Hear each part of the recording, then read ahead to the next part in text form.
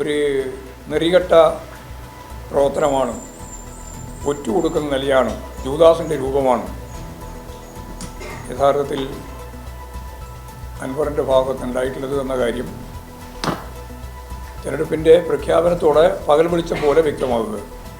എന്നാൽ ഈ തെറ്റായ എല്ലാ സമീപനങ്ങളെയും ചേർത്തുകൊണ്ട് ഇടതുപക്ഷ ജനാധിപത്യ മുന്നണി വലിയ കുതിപ്പ് തന്നെ നിലമ്പൂർ ഉപതെരഞ്ഞെടുപ്പിൻ്റെ ഭാഗമായിട്ട് സൃഷ്ടിക്കും. വൻ വിജയത്തോടുകൂടി ഇടതുപക്ഷ ജനാധിപത്യ മുന്നണിക്ക് മുന്നേറാൻ കഴിയും എന്ന് തന്നെയാണ് തിരഞ്ഞെടുപ്പുമായിട്ട് ബന്ധപ്പെട്ട് ഞങ്ങൾ പ്രതീക്ഷിക്കുന്നത്. പ്രമുഖ സ്ഥാനാർത്ഥിയായിരിക്കും മത്സരരംഗത്ത് ഇറക്കുക. ഇലക്ഷൻ നേരിടാൻ വേണ്ടിയിട്ട് UDF സുസജ്ജമാണ്. ഞങ്ങൾ അവിടെ 263 ബൂത്ത് കമ്മിറ്റികളുണ്ട്. ആ ബൂത്ത് കമ്മിറ്റികളെല്ലാം നിലവിൽ വന്നു. പുതിയതായി വന്ന 59 ബൂത്ത് കമ്മിറ്റികളടക്കം 263 ബൂത്ത് കമ്മിറ്റികൾ നിലവിൽ വന്നു. ഞങ്ങൾ 8000-ലധികം പുതിയ വോട്ടർമാരെ ഞങ്ങൾ നിലമ്പൂരിൽ ചേർത്തിട്ടുണ്ട്. സംഘടന കോൺഗ്രസും UDFും സുസജ്ജമാണ്. ഉജ്ജ്വലമായ വിജയം UDF അവിടെ നേടും. ഞങ്ങളുടെ കയ്യിൽ നിന്ന് നഷ്ടപ്പെട്ട സീറ്റാണ് കഴിഞ്ഞ പ്രാവശ്യം. വലിയ ഭൂരിപക്ഷത്തോടുകൂടി UDF സ്ഥാനാർത്ഥി അവിടെ വിജയിക്കുക തന്നെ ചെയ്യും. ഏറനാടിന്റെ കരുത്തനായിരുന്ന സഖാവ് കുഞ്ഞാലിയിൽ നിന്നും ആരംഭിച്ച പാർലമെന്ററി ചരിത്രം.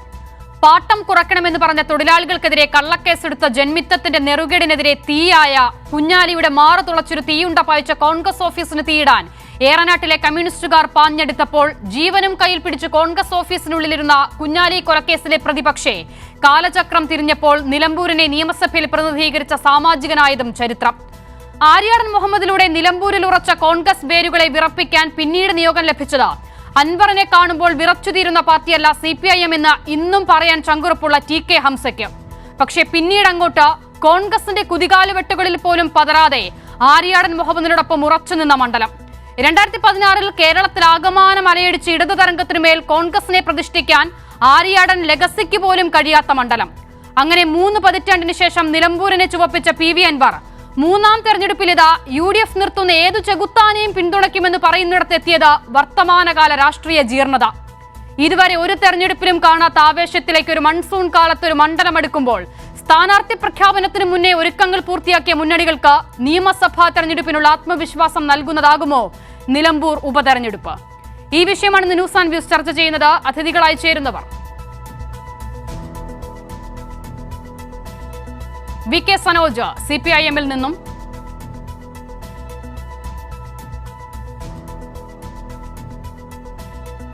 അഡ്വക്കേറ്റ് വസന്ത് സിറിയക് കോൺഗ്രസ് നേതാവ്,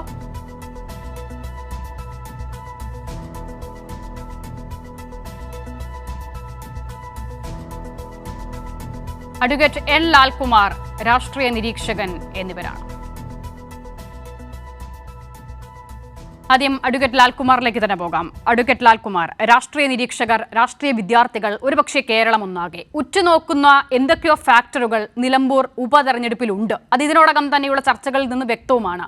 എന്തൊക്കെയാകും നിലമ്പൂരിലേക്ക് ഈ മുന്നണികൾ അടുക്കുമ്പോൾ അവർ അവിടെ ഫേസ് ചെയ്യാൻ പോകുന്നത്? ഏതൊക്കെ കാര്യങ്ങളിലാകും ഇനി അങ്ങോട്ടുള്ള ദിവസങ്ങളിൽ ഉത്തരങ്ങൾ കൊടുക്കേണ്ടി വരിക മുന്നണികൾക്കും സ്ഥാനാർത്ഥികൾക്കും?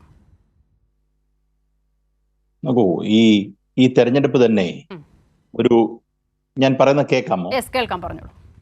ഇവിടെ നെറ്റിന്റെ ഒരു പ്രശ്നമുണ്ട്. അപ്പം ഈ തെരഞ്ഞെടുപ്പ് തന്നെ യഥാർത്ഥത്തിൽ ഉണ്ടാക്കിയെടുത്ത ഒരു തെരഞ്ഞെടുപ്പാണ്. ആ ഉണ്ടാക്കിയെടുത്ത തെരഞ്ഞെടുപ്പ് എന്ന് പറഞ്ഞാൽ അൻവർ എന്ന് പറയുന്ന ഒരു MLA-യുടെ അല്ലെങ്കിൽ ഒരു രാഷ്ട്രീയക്കാരന്റെ പൊളിറ്റിക്കൽ എക്സിസ്റ്റൻസിന് വേണ്ടി രാജിവെച്ച ഒരു കാര്യമാണ് നമ്മൾ കണ്ടത്. യഥാർത്ഥത്തിൽ അദ്ദേഹം ഒരു പോയിന്റിൽ ഒരുപാട് ആരോപണങ്ങൾ ഉന്നയിക്കുന്നു.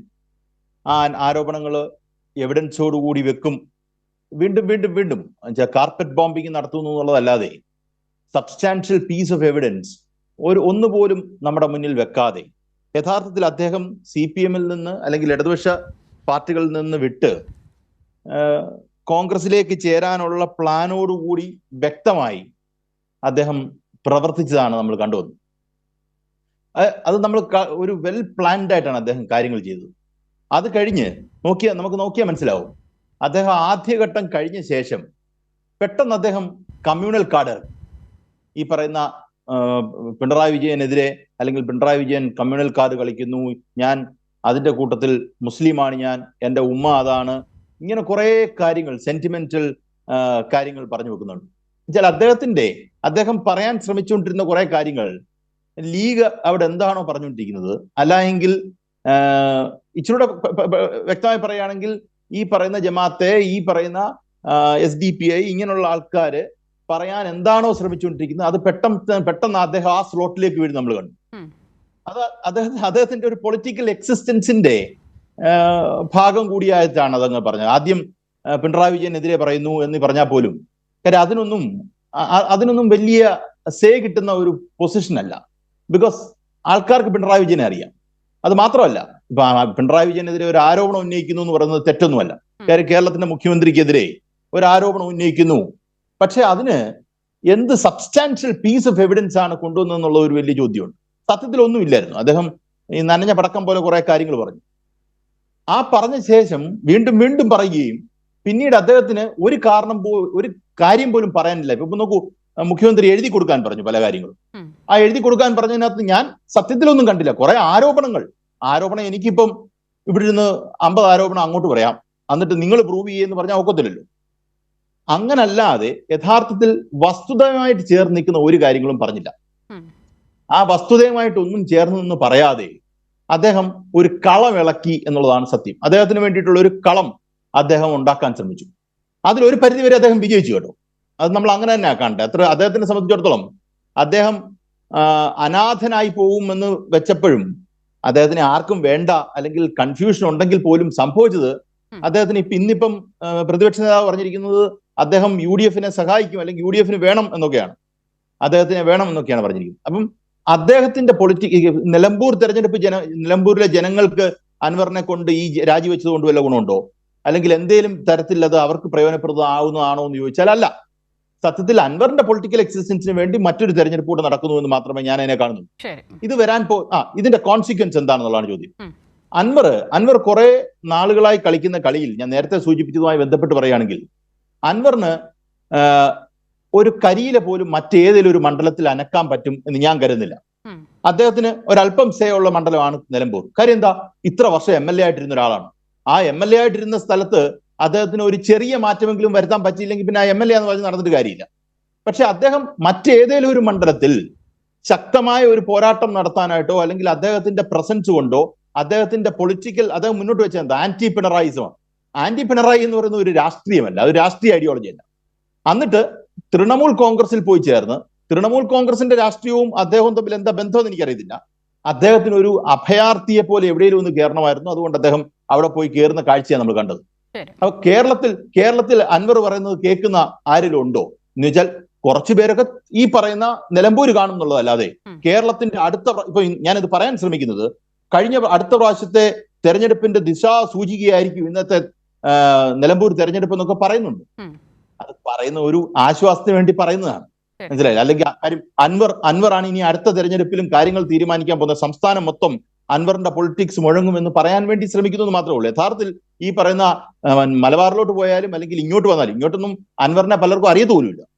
കാര്യം ഈ ചാനൽ കാണുന്നവർക്കോ അല്ലെങ്കിൽ ഈ പറയുന്ന അദ്ദേഹത്തിന്റെ ലൈവ് കണ്ടിട്ടുള്ളവർക്കോ അറിയാമെന്നുള്ളതല്ലാതെ ഈ പറയുന്ന സാധാരണ ജനങ്ങൾക്ക്, പാവപ്പെട്ട ജനങ്ങൾക്ക് ഒന്നും അറിയത്തു പോലും ഇല്ലാത്ത ഒരാളാണ്. അപ്പം അദ്ദേഹം ഉണ്ടാക്കാൻ പോകുന്ന effect almost it is going to be near around 0. പക്ഷേ ഈ പറയുന്ന നിലമ്പൂരൊക്കെ എന്തെങ്കിലുമൊക്കെ കുറച്ച് പേര് പറയുന്നത് കേൾക്കുമായിരിക്കും. അതിൽ കൂടുതലൊന്നും വ്യത്യാസം വരുമെന്ന് എനിക്ക് തോന്നുന്നില്ല. ശരി, ഞാൻ മടങ്ങി വരാം. VK സനോജ്, 2016 മുതൽ ഇടതുപക്ഷത്തിനൊപ്പമുള്ള മണ്ഡലമാണ് നിലമ്പൂർ. പക്ഷേ ഈ തെരഞ്ഞെടുപ്പിന്റെ സാഹചര്യം നമുക്കറിയാം, തീർത്തും വ്യത്യസ്തമായ, തീർത്തും മാറിയ രാഷ്ട്രീയ സാഹചര്യമാണ്. അപ്പോൾ ഈ സാഹചര്യത്തിൽ നിലമ്പൂർ ഉപതെരഞ്ഞെടുപ്പിനെ നേരിടാൻ പോകുന്ന ഇടതു മുന്നണിക്ക് ആത്മവിശ്വാസം നൽകുന്ന ഘടകങ്ങൾ എന്തൊക്കെയാണ്?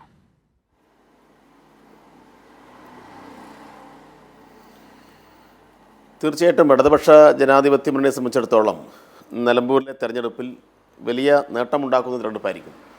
അതിലൊന്നിപ്പം ഇടതുപക്ഷ ജനാധിപത്യ മുന്നണിയുടെ തുടർ ഭരണം, അതിപ്പോൾ രണ്ടാമത്തെ ഗവൺമെൻറ്റിൻ്റെ 4 വർഷം പൂർത്തിയായി. ആ 4 വർഷം നടത്തിയിട്ടുള്ള പ്രവർത്തനങ്ങൾ സംബന്ധിക്കുന്ന ഒരു പ്രോഗ്രസ് റിപ്പോർട്ട് ജനങ്ങൾക്ക് മുന്നിൽ അവതരിപ്പിച്ചിരിക്കുകയാണ്. ഇപ്പോൾ 900 കാര്യങ്ങൾ ചെയ്യും, 900 കാര്യങ്ങളുടെ ഒരു പ്രകടന പത്രികയായിരുന്നു 2021 നിയമസഭാ തിരഞ്ഞെടുപ്പിൽ നമ്മൾ അവതരിപ്പിച്ചത്. അപ്പോൾ ആ അവതരിപ്പിച്ച ഘട്ടത്തിൽ അതിൻ്റെ കൃത്യമായ വിലയിരുത്തൽ നടത്തി, എന്തൊക്കെ കാര്യങ്ങൾ ഇവിടെ നടത്തി, ഏതെല്ലാം കാര്യങ്ങളാണ് ഇനി നമുക്ക് മുന്നോട്ട് പോകേണ്ടത്, അതിൻ്റെ പുരോഗതി എന്താണ് എന്ന് അക്കമിട്ട് പറഞ്ഞുകൊണ്ട് ഒരു പ്രോഗ്രസ് റിപ്പോർട്ട് അവതരിപ്പിക്കുന്നത് ഇന്ത്യയിൽ മറ്റേതെങ്കിലും ഒരു സംസ്ഥാനത്തുണ്ടോ എന്ന് ചോദിച്ചാൽ ഇല്ല. കേരളത്തിൻ്റെ ചരിത്രത്തിൽ ആദ്യമായിട്ടാണ് ഈ പിണറായിയുടെ ഒന്നാം ഗവൺമെൻറ് കാലം മുതൽ ഇത്തരം കാര്യങ്ങൾ കൊണ്ടുവന്നത്. അപ്പോൾ ഇതുവരെ കക്ഷി രാഷ്ട്രീയത്തിൻ്റെ പല കള്ളികളിൽ നിന്ന് കാര്യങ്ങളെ വീക്ഷിച്ചിരുന്ന ആളുകൾ ഇത് ഒരു പുതിയ തുടക്കമാണല്ലോ, ഇതൊരു മാറ്റമാണല്ലോ, ഇത് കേരളത്തിലുണ്ടാക്കുന്ന ചലനം ചെറുതല്ലല്ലോ എന്ന ഒരു ചിന്തയിലേക്ക് പതുക്കെ കടന്നു വന്നിട്ടുണ്ട്. അതൊരു യാഥാർത്ഥ്യമാണ്. അതുകൊണ്ടാണ് കോൺഗ്രസിൻ്റെ തന്നെ ചില നേതാക്കന്മാർ മൂന്നാമതും ഒരു ഇടതുപക്ഷ ഗവൺമെൻറ് ഇവിടെ ഉണ്ടാവും എന്ന് അർത്ഥശങ്കക്കിടയില്ലാതെ അവർക്ക് പറയേണ്ടി വന്നത്. അത് ജനങ്ങളിൽ നിന്ന് കിട്ടുന്ന ഫീഡ്ബാക്കാണ്, അവരുടെ അണികളിൽ നിന്ന് കിട്ടുന്ന ഫീഡ്ബാക്കാണ്. അതാണ് അവർ ജനങ്ങൾക്ക് മുന്നിൽ പറഞ്ഞത്. അതുകൊണ്ട് അത്തരമൊരു ഘട്ടത്തിൽ ഞങ്ങൾക്ക് ഒരു ആശങ്കയോ എന്തെങ്കിലും തരത്തിലുള്ള പ്രതിസന്ധിയോ ഈ തെരഞ്ഞെടുപ്പിൻ്റെ പ്രചരണത്തിൽ ഒരു ഘട്ടത്തിലും ഞങ്ങൾക്കില്ല. പിന്നെ അവിടെ അൻവർ എന്ന് പറയുന്ന നേരത്തെ ഇടതുപക്ഷത്തിൻ്റെ ഭാഗമായി മത്സരിച്ച ഒരാൾ, അയാളെന്തോ അത്ഭുതങ്ങൾ സൃഷ്ടിക്കും എന്നാണ് കുറേ മാധ്യമങ്ങളെല്ലാം കൂട്ടുപിടിച്ചിട്ട് ചില വലതുപക്ഷ നേതാക്കന്മാർ ഇവിടെ അവതരിപ്പിക്കുന്നത്. അൻവറിൻ്റെ വരവെന്തായിരുന്നു? ഇപ്പം അൻവറിൻ്റെ അവസ്ഥ എന്താണ്? ഇപ്പം അൻവറിന് കുറച്ച് ശ്വാസം വീണത് ഈ ഇലക്ഷൻ പ്രഖ്യാപിച്ചപ്പോഴാണ്. കാരണം ഇനി വീണ്ടും അദ്ദേഹത്തിന് നേരത്തെ കിട്ടിയിരുന്ന ഒരു അറ്റൻഷൻ കിട്ടും. കുറച്ചു കാലമായിട്ട് അദ്ദേഹത്തിന് വലിയ പ്രാധാന്യമാണല്ലോ മാധ്യമങ്ങൾ കൊടുത്തത്. വിസിബിലിറ്റി കിട്ടുന്നത് തന്നെ പിണറായി വിജയനെതിരെ നിരന്തരം ഇങ്ങനെ ആക്ഷേപങ്ങൾ ഉന്നയിച്ചുകൊണ്ടാണ്. പിന്നീട് ഒരു ഘട്ടത്തിൽ അതിലേക്ക് മുഹമ്മദ് റിയാസ് എന്ന മന്ത്രിയെ, അത് പിണറായി വിജയന്റെ മരുമകൻ എന്ന നിലയിൽ കൂടി അദ്ദേഹം ഏച്ചുകെട്ടാൻ ശ്രമിക്കുന്നു. ഇന്നും ഇപ്പോൾ ഇതാ നോക്കൂ, നാളെ വാർത്താ സമ്മേളനം വിളിച്ച് മുഹമ്മദ് റിയാസിനെതിരെയോ മുഖ്യമന്ത്രിക്കെതിരെയോ ഒക്കെ എന്തൊക്കെയോ തെളിവുകളൊക്കെ പുറത്തുവിടുമെന്ന് പറയുന്നുണ്ട്. അപ്പോൾ അതിങ്ങനെ അൻവർ തുടരുന്ന ഘട്ടത്തിൽ സ്വാഭാവികമായും ആ അറ്റൻഷൻ വീണ്ടും അൻവറിലേക്ക് വരിക തന്നെ ചെയ്യും. അപ്പോൾ പിണറായിസം എന്നൊക്കെയുള്ള വാക്കുകളാണ് അൻവർ ഉപയോഗിക്കുന്നത് എന്നുള്ളത് ഇതിനോടകം തന്നെ ശ്രദ്ധയിൽപ്പെട്ടിട്ടുണ്ടോ? അതൊക്കെ ഒരു രാഷ്ട്രീയ ദുരന്തമാണ്. കാരണം കേരളത്തിൻ്റെ രാഷ്ട്രീയത്തിൽ ഒരു മാലിന്യമായിട്ട് അൻവർ മാറി. അൻവർ നേരത്തെ ഇതിനേക്കാൾ വലിയ ആരോപണം ഉന്നയിക്കുന്ന ഘട്ടത്തിൽ നമുക്ക് ഓർമ്മയുണ്ടല്ലോ, വാർത്താ ചാനലുകൾ മുഴുവൻ ഇങ്ങനെ അൻവറിൻ്റെ അടുക്കളയിൽ പെറ്റുകിടക്കുകയായിരുന്നല്ലോ. മാധ്യമപ്രവർത്തകർ നിലമ്പൂരിൽ താമസിച്ച് തമ്പടിച്ച് ഇതാ കേരളം അട്ടിമറിയുമെന്നൊക്കെ പറഞ്ഞു. ഒരു പാർട്ടി മെമ്പറെ അൻവറിൻ്റെ കൂടെ അണിനിരത്താൻ അൻവറിന് കഴിഞ്ഞിട്ടില്ല. ഒരു പാർട്ടി അനുഭാവി ഗ്രൂപ്പിൽ നിന്ന് ഒരാളെ അങ്ങോട്ട് എടുക്കാൻ വേണ്ടി കഴിഞ്ഞിട്ടില്ല. അൻവറിന് വേണ്ടി സിന്ദാബാദ് വിളിച്ച കഴിഞ്ഞ 5 വർഷം പ്രവർത്തിച്ച ഒരാളെപ്പോലും അൻവറിന് കൂടെ കൂട്ടാൻ കഴിഞ്ഞിട്ടില്ല. പിന്നെ അൻവറിന് ആദ്യത്തെ പൊതുയോഗത്തിൽ കുറച്ച് ആളെ കൂട്ടി. ആരൊക്കെ കൊടുത്തു? ജമാഅത്തെ ഇസ്ലാമിയും ലീഗും കോൺഗ്രസും സകല ഇടത് പിന്തിരിപ്പന്മാരെല്ലാം കൂടി ചേർന്നിട്ട് അൻവറിനെ പൊക്കി വിട്ടു. പക്ഷെ പിന്നീട് അൻവർ നടത്തിയ റാലിയുടെ അവസ്ഥ എന്താ? പിന്നീട് അൻവർ നടത്തിയ റാലിയിൽ ചില അൻവറിനെ പൊക്കിപ്പറഞ്ഞ് അതേ മാധ്യമങ്ങൾ തന്നെ മൈക്ക് കൊടുത്തിട്ട് റാലിയിൽ പങ്കെടുത്ത ആളോട് ചോദിച്ചു, നിങ്ങൾ ആരാണ്, നിങ്ങൾ എവിടെയാണ്, നിങ്ങൾ എവിടെ നിന്ന് വരുന്നു? അപ്പോൾ അവർ പറഞ്ഞു, ഞങ്ങൾ 500 രൂപയും ബിരിയാണിയും തന്നപ്പോൾ ഞങ്ങൾ വരാമെന്ന് പറഞ്ഞു എന്നാണ്. അപ്പോൾ ബിരിയാണി കൊടുത്തിട്ടും 500 രൂപ കൊടുത്തിട്ടും 1000 രൂപ കൊടുത്തിട്ടും കുറേ ആളുകളെ കൂലിക്ക് ഇറക്കേണ്ടി വന്നു അൻവറിന് സിന്ദാബാദ് വിളിച്ച് 10 ആളെ കിട്ടണമെങ്കിൽ. ഇതാണ് അൻവറിൻ്റെ അവസ്ഥ. പിന്നീട് അൻവർ പലരെയും കാണാൻ പോവുകയാണ്. രാഷ്ട്രീയ അഭയാർത്ഥിയായിട്ട് ഇങ്ങനെ തിരിഞ്ഞു കളിച്ച അനുഭവം നമ്മുടെ മുമ്പിലുണ്ട്. UDF ആദ്യഘട്ടത്തിൽ വലിയ മടിയായിരുന്നു. നമുക്കറിയാലോ VD സതീശൻ എന്താണ് അയാളെക്കുറിച്ച് പറഞ്ഞതെന്ന്. യഥാർത്ഥത്തിൽ UDF നേതാക്കന്മാർക്കോ കോൺഗ്രസ് നേതാക്കന്മാർക്കോ ഉള്ളിൻ്റെ ഉള്ളിൽ അയാളോടൊന്നും പരമപുച്ഛമല്ലാതെ ഒന്നുമില്ല.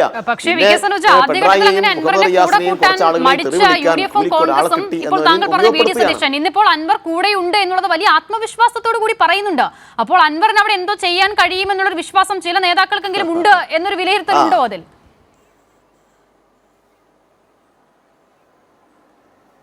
അല്ല, UDF സംബന്ധിച്ചിടത്തോളം അവർക്കെന്താ ഇനി പ്രതീക്ഷയുള്ളത്? അവർക്ക് രാഷ്ട്രീയം പറഞ്ഞ് ജനങ്ങളെ അഭിമുഖീകരിക്കാൻ വേണ്ടി കഴിയുന്നില്ല. വികസനത്തിൻ്റെ കാര്യങ്ങൾ മുൻനിർത്തിയിട്ട് എന്തെങ്കിലും ആരോപണം ഉന്നയിക്കാൻ കഴിയുന്നില്ല. ഇനിയിപ്പോൾ ഉന്നയിച്ച ആരോപണങ്ങളെല്ലാം എന്താ അവസ്ഥ? അപ്പോൾ അങ്ങേയറ്റത്തെ ഗതികേടിലാണ് ആരുള്ളത്? പ്രതിപക്ഷമുള്ളത്. അപ്പോൾ പ്രതിപക്ഷം എത്രമാത്രം ഗതികെട്ട് നിൽക്കുന്നു എന്നതിൻ്റെ സൂചനയാണ് പ്രതിപക്ഷ നേതാവിന് ഇന്നത്തെ അൻവറിനെ കൂട്ടിച്ചേർത്ത് പിടിച്ചിട്ടുള്ള വർത്തമാനം. അതാണ് അത് നമ്മൾ മനസ്സിലാക്കേണ്ടത്. പ്രതിപക്ഷം എവിടെ നിൽക്കുന്നു, എത്രമാത്രം ദുർബലമാണ്. കാരണം പ്രതിപക്ഷ പാർട്ടിയിലെ ആളുകൾക്ക് തന്നെ പ്രതിപക്ഷ നേതാവിൻ്റെ പെർഫോമൻസിനോട് അങ്ങേയറ്റത്തെ പുച്ഛമാണ്. കഴിഞ്ഞ ദിവസം അയാൾ മാധ്യമപ്രവർത്തകരോട് പറഞ്ഞല്ലോ, ചില മാധ്യമങ്ങൾ ഗവൺമെൻറ്റിൽ നിന്നും സർക്കാരിൽ നിന്നും പണം വാങ്ങിയിട്ട് വാർത്ത കൊടുക്കുന്നു. മാധ്യമപ്രവർത്തകരുടെ ചോദ്യത്തിന് മുന്നിൽ പിന്നെ എന്തെങ്കിലും പറയാൻ വേണ്ടി കഴിഞ്ഞോ? ഇങ്ങനെ അപഹാസ്യനാവുകയാണ്.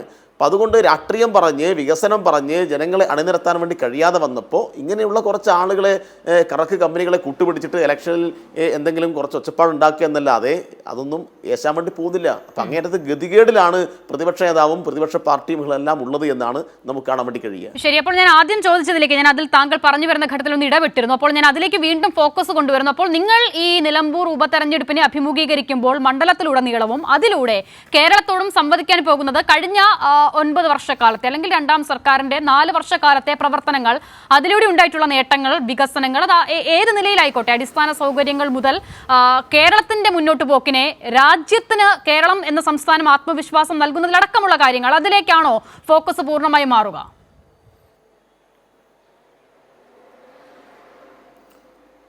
തീർച്ചയായിട്ടും കേരളത്തിൻ്റെ വികസനവും കേരളത്തിൻ്റെ നേട്ടങ്ങളും വലിയ രൂപത്തിൽ ചർച്ച ചെയ്യുകയല്ലേ.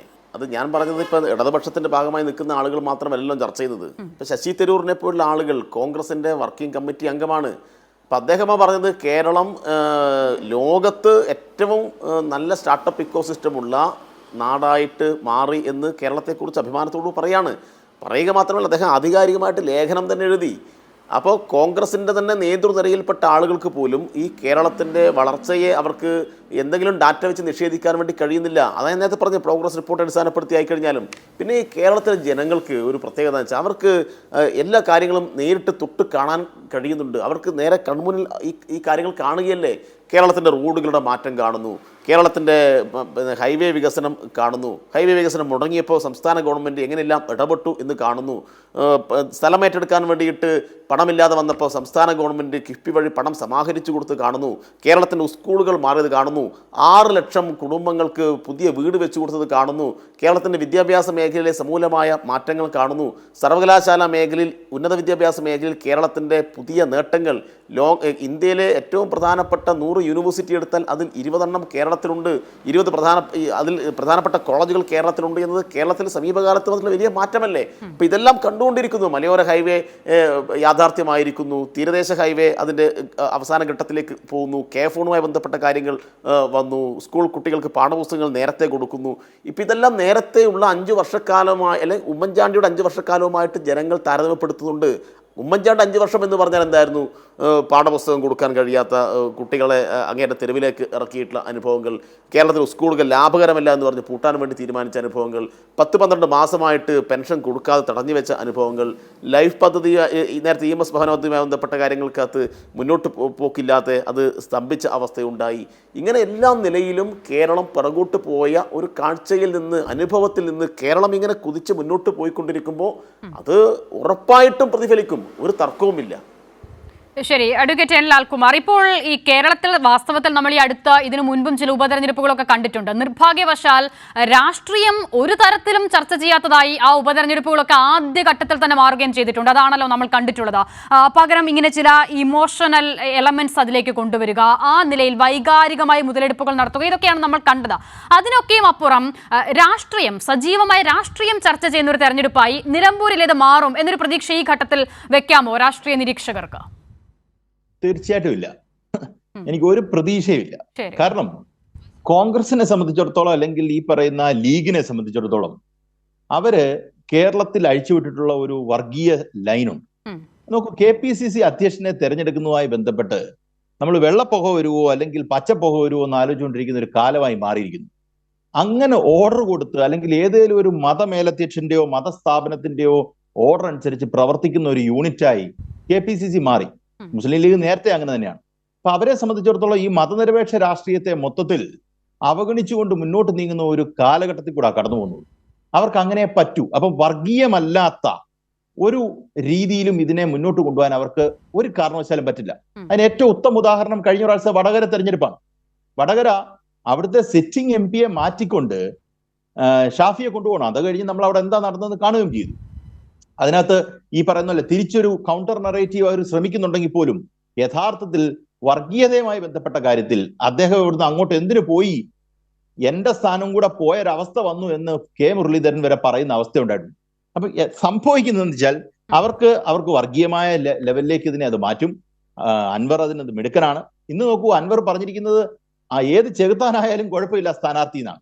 അപ്പൊ അദ്ദേഹം ഞാൻ നിലകൊള്ളുന്നത് എന്തിനാണ്? ഞാൻ എന്റെ രാഷ്ട്രീയം സംസാരിക്കുന്നത് ഞാൻ എൻ്റെ ജനങ്ങളോട് പറയാൻ ശ്രമിക്കുന്നത്, ഒരു തെരഞ്ഞെടുപ്പിൽ നമ്മുടെ ഇടതുപക്ഷ സ്ഥാനാർത്ഥിയെ മത്സരിച്ച് ജയിപ്പിക്കുമ്പം ആ ഇടതുപക്ഷ മൂല്യങ്ങൾ നിങ്ങളിലേക്ക് കൊണ്ടുവരാൻ നമ്മൾ നോക്കും. ഈ പറയുന്ന കേരളത്തിൽ സംസ്ഥാനത്ത് മൊത്തത്തിൽ വികസനത്തിന്റെ ഒരു അന്തരീക്ഷമുണ്ട്. അത് ആരോഗ്യരംഗത്താണെങ്കിലും അല്ലെങ്കിൽ മറ്റ് ഓരോ രംഗത്തെടുത്തു കഴിഞ്ഞാൽ സർവതല സ്പർശിയായ വലിയ വികസനം സംസ്ഥാനത്ത് നടക്കുന്നു. ആ സംസ്ഥാനത്തെ തെരഞ്ഞെടുപ്പ് ആ ഫലം നിങ്ങളുടെ മണ്ഡലത്തിലേക്കൂടെ വ്യക്തമായി കൊണ്ടുവരാൻ ഒരു LDF MLA വേണമെന്നാണ് നമ്മൾ പറയുക. ഞാൻ വോട്ട് പിടിക്കുന്നത് എനിക്ക് VD സതീശനെ എതിർക്കാനായി അല്ലെങ്കിൽ മറ്റൊരാളെ എതിർക്കാനായി ഉള്ളൊരു അവസരമായി ഞാനിത് ഉപയോഗിക്കുന്നു എന്ന് പറഞ്ഞാൽ അവിടെ എന്റെ രാഷ്ട്രീയം ചെറുതായി എന്നുള്ളതാണ് അവിടുത്തെ പ്രശ്നം. അങ്ങനെ ഒരാളെ എതിർക്കാൻ വേണ്ടിയുള്ള രാഷ്ട്രീയമായി യഥാർത്ഥത്തിൽ അൻവർ ഒരു ആന്റഗണിസ്റ്റിക് പൊസിഷനിലാണ് നിൽക്കുന്നത്. Anwar is not interested in saying politics, is against summon. അതിപ്പോ രാഷ്ട്രീയമല്ല, അത് അധികം നാൾ നിലനിൽക്കുന്ന രീതിയുമല്ല. നോക്കൂ, ഒരാൾ വന്നിരുന്ന് എന്നെ കേൾക്കുന്ന ആൾക്കാർ മനസ്സിലാക്കേണ്ട കാര്യം, ഒരാൾ വന്നിരുന്ന് നമുക്ക് താല്പര്യമുള്ള രീതിയിൽ ഒരുപാട് കുറ്റം അങ്ങ് പറയുക എല്ലാ ദിവസവും. അങ്ങനെ കുറ്റം പറഞ്ഞാൽ സാധാരണഗതിയിൽ ആൾക്കാർ വിചാരിക്കും ഇതിനകത്ത് എന്തേലും കാണും. ഇതിനകത്ത് എന്തേലും കാണാതിരിക്കുന്ന പ്രശ്നമില്ല, ഒന്നുമില്ല എന്നുള്ളതാണ് യാഥാർത്ഥ്യം. പക്ഷെ എന്നാലും ഈ പറയുന്ന സനോജ് പറഞ്ഞതുപോലെ അത്രയും വലിയ മീഡിയ സ്പേസ് ആണ് ഈ കേരളത്തിൽ അവർക്ക് കിട്ടിയത്. അത് മീഡിയ ചേർത്ത് വായിക്കേണ്ടതിന് കാരണം നോക്കൂ, അൻവർ എന്ന് പറയുന്ന രാഷ്ട്രീയക്കാരന് യഥാർത്ഥത്തിൽ മീഡിയയുമായി അത്രത്തോളം പ്രശ്നം ഉണ്ടായിരുന്ന ആളാണ്. ഈ പറഞ്ഞ ഏഷ്യാനെറ്റിലുള്ള ആൾക്കാരെ തല്ലുകൊടുക്കും എന്ന് പറഞ്ഞിട്ടുള്ള ഒരാളാണ്. പക്ഷേ അൻവർ CPM വിരുദ്ധനും പിണറായി വിരുദ്ധനും ആയ ശേഷം ഈ പറയുന്ന മാധ്യമപ്രവർത്തകരൊക്കെ ഏഷ്യാനെറ്റിന്റെ അടക്കമുള്ള മാധ്യമപ്രവർത്തകര് അൻവറിന്റെ അടുക്കളയിൽ നിന്ന് ഇറങ്ങി വരുന്നത്. അപ്പം എങ്ങനെയാണ് ചെങ്ങാത്തം ഉണ്ടാക്കുന്നതെന്നും എങ്ങനെയാണ് മുന്നോട്ട് പോകുന്നതെന്നും എങ്ങനെയാണ് അൻവർ ഏറ്റവും എതിരെ നിന്ന മാധ്യമങ്ങൾ എത്ര പെട്ടെന്ന് അൻവറിന്റെ സുഹൃത്തായതെന്നും നമ്മൾ കാണുന്നതാണ്. അതുകൊണ്ട് തന്നെ ഞാൻ ഉറപ്പിച്ചു പറയുന്നു, എന്റെ വിശ്വാസത്തിൽ ഈ പറയുന്ന വരാൻ പോകുന്ന ദിവസങ്ങളിൽ ദുഷ്പ്രചരണങ്ങൾക്ക് വലിയ പങ്കുണ്ട്. അത് അദ്ദേഹം എപ്പോഴും പറയുന്ന ഒരു കാര്യമാണ്. നോക്കൂ, പിണറായി വിജയന്റെ കാര്യം പറഞ്ഞു കഴിയുമ്പോൾ അടുത്ത പറയുന്നത് മരുമോൻ എന്നുള്ള പ്രയോഗമാണ്. ഈ പറയുന്ന വീണ വിജയൻ നോക്കൂ, വീണ വിജയനോട് എനിക്ക് വ്യക്തിപരമായ ഒരു താല്പര്യമുള്ള ഒരാളൊന്നുമല്ല. കാര്യം പിണറായി വിജയന്റെ ഒരു മോൻ അല്ലാതെ നമുക്ക് അതിനോട് വേറെ കണക്ട് ചെയ്യുന്ന ഒരു ഫാക്ടറും എന്നെ സംബന്ധിച്ചിടത്തോളം ഇല്ല. എന്നെ സംബന്ധിച്ചിടത്തോളം പിണറായി വിജയൻ എന്ന് പറയുന്നത് ഞാൻ വിശ്വസിക്കുന്ന ഒരു ലീഡറാണ്. അത്രേ ഉള്ളൂ. അദ്ദേഹത്തിന്റെ ഒരു മകൾ, അവരെ പൊളിറ്റിക്സിലേക്ക് കൊണ്ടുവന്ന് അല്ലെങ്കിൽ അവർക്ക് താല്പര്യപ്രകാരം അവരൊരാളെ കല്യാണം കഴിക്കും. പക്ഷെ കല്യാണം കഴിച്ച ആരെയാണെന്നുള്ള ചോദ്യമുണ്ട് അല്ലേ? ആ കല്യാണം കഴിക്കുന്നതിന് മുമ്പ് തന്നെ അയാൾ ഈ പറയുന്ന വ്യക്തി DYFIയുടെ കേന്ദ്ര നേതൃത്വത്തിലുള്ള ഒരാളാണ്, അതിന്റെ അധ്യക്ഷനായി വർക്ക് ചെയ്തിട്ടുള്ള ഒരാളാണ്. കേരളത്തിൽ ഇപ്പൊ സനോജിനെ പോലെ ഒരാൾ എടുക്കുക, DYFIയുടെ സംസ്ഥാന സെക്രട്ടറിയാണ് അദ്ദേഹം. ആ സംസ്ഥാന സെക്രട്ടറി ആകാൻ അദ്ദേഹം എന്തോ ഒരു പണി എടുക്കുന്നുണ്ടാവും. ഈ പറയുന്ന എല്ലാ യൂണിറ്റുകളിലും എല്ലാ ജില്ലാ തലത്തിലും ഈ സംസ്ഥാനത്ത് മൊത്തം ഓടി നടന്ന് രാഷ്ട്രീയം പറയുന്ന ഒരാളല്ലേ സനോജ്. അത് കഴിഞ്ഞിട്ടല്ലേ ഈ സ്പേസ് കിട്ടുന്നേ. അപ്പൊ അങ്ങനെ വർക്ക് ചെയ്ത് SFIയിലും DYFIയിലും ഒക്കെ വർക്ക് ചെയ്ത് അദ്ദേഹം കേന്ദ്ര നേതൃത്വത്തിലേക്ക് എത്തിയ ശേഷം അദ്ദേഹത്തിന് ഒരു സ്ഥാനമാനം കിട്ടുന്നു അല്ലെങ്കിൽ അതിനനുസരിച്ച് പാർട്ടി പരിഗണിക്കുന്നു എന്ന് പറഞ്ഞാൽ അത് മുഖ്യമന്ത്രിയുടെ മരുമോനായതുകൊണ്ടാണ്. അതിന് പറയുന്ന ഒരു മര്യാദകേടാണ്. ഇപ്പൊ റഹീം കേരളത്തിന്റെ DYFIയുടെ സംസ്ഥാന സെക്രട്ടറി ആയിരുന്ന ആളാണ് റഹീം. റഹീമിന് കഴിഞ്ഞ പ്രാവശ്യം നിയമസഭാ തലത്തിൽ തെരഞ്ഞെടുപ്പിൽ സീറ്റ് കൊടുത്തില്ല CPM കൊടുക്കാനുള്ള സാഹചര്യം വന്നില്ല. അപ്പൊ ഇവരെല്ലാം കൂടെ പറഞ്ഞു റഹീമിനെ ഒതുക്കി. അവസാനം റഹീമിന് പാർലമെന്റിൽ ഇത് കൊടുത്തു. റഹീം വന്നതിനെക്കാട്ടിലും മുമ്പ് ഈ പാർട്ടിയിൽ എസ്റ്റാബ്ലിഷ് ചെയ്ത് വന്ന ഒരാളാണ് ഈ പറയുന്ന റിയാസ് അല്ലേ? സത്യമല്ലേ അത്? അതിനകത്ത് എന്തിനാ കള്ളത്തിലാവുന്നേ?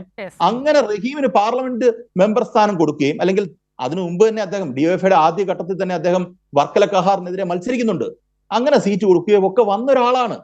അപ്പൊ അദ്ദേഹത്തിന്റെ പ്രവർത്തന പാരമ്പര്യത്തെ മൊത്തം റദ്ദ് ചെയ്തുകൊണ്ട് പിണറായി വിജയൻ എന്ന് പറയുന്ന ഒരു വ്യക്തിയിലേക്ക് കേന്ദ്രീകരിച്ച് പിണറായി വിജയന്റെ മരുമോനാക്കുക. പിണറായി വിജയന്റെ മരുമോൻ അല്ലാതെ ഒരു ഐഡന്റിറ്റി ഉറപ്പായിട്ടും ഇദ്ദേഹത്തിന് ഇല്ലേ? ഉണ്ടല്ലോ. അതില്ലാത്ത എന്താണ്? അപ്പൊ എനിക്കിത് മനസ്സിലാകാത്തൊരു കാര്യം. അങ്ങനാണെങ്കിൽ ഞാനത് കൂടുതൽ അതിലേക്ക് ചെന്ന് കഴിഞ്ഞാൽ അത് മോശമായി പോകും. അപ്പൊ നമ്മൾ ഒരാളിലേക്ക് കേന്ദ്രീകരിച്ച് അവരുടെ ലക്ഷ്യമാക്കുന്നത് യഥാർത്ഥത്തിൽ പിണറായി വിജയൻ എന്ന് പറയുന്ന ഒരു വ്യക്തിയാണ്. കാര്യം പിണറായി വിജയൻ എന്ന് പറഞ്ഞാൽ കമ്മ്യൂണിസ്റ്റ് പാർട്ടിയെ സംബന്ധിച്ചോളം കമ്മ്യൂണിസ്റ്റ് പാർട്ടിയുടെ അനിഷേധ്യനായ നേതാവാണ്. അദ്ദേഹം കേരളത്തിലെ ഏറ്റവും ടോളസ്റ്റ് ലീഡറാണ്. അദ്ദേഹം പറയുന്നത് അച്ചടക്കത്തോടുകൂടി ബാക്കിയുള്ളവർ കേൾക്കാറുണ്ട്. അദ്ദേഹത്തിന്റെ വാക്കുകൾക്ക് വലിയ വില കൊടുക്കുന്നുണ്ട്. അതൊന്നും ഇവർക്ക് സൂചിക്കുന്നില്ല എന്നുള്ളതാണ് ഇവിടുത്തെ പ്രശ്നം.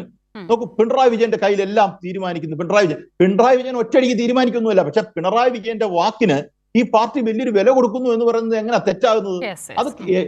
അത് AICC അധ്യക്ഷൻ പറഞ്ഞത് കേൾക്കാത്ത കോൺഗ്രസ്സുകാരുള്ളിടത്ത് അവർക്ക് അങ്ങോട്ട് കാര്യം വരുന്നേ ഉള്ളൂ. അപ്പൊ ഒരാളെ ബിലിറ്റിൽ ചെയ്യാനായിട്ട് നിങ്ങൾ ഒരു ഓപ്പർച്യൂണിറ്റി എടുക്കണം. If you are trying to take an opportunity in everything, you will be able to find it. കാര്യം നിങ്ങൾ കുറ്റപ്പെടുത്താനാണെങ്കിൽ നിങ്ങൾക്ക് അത് പറ്റിക്കൊണ്ടേയിരിക്കും.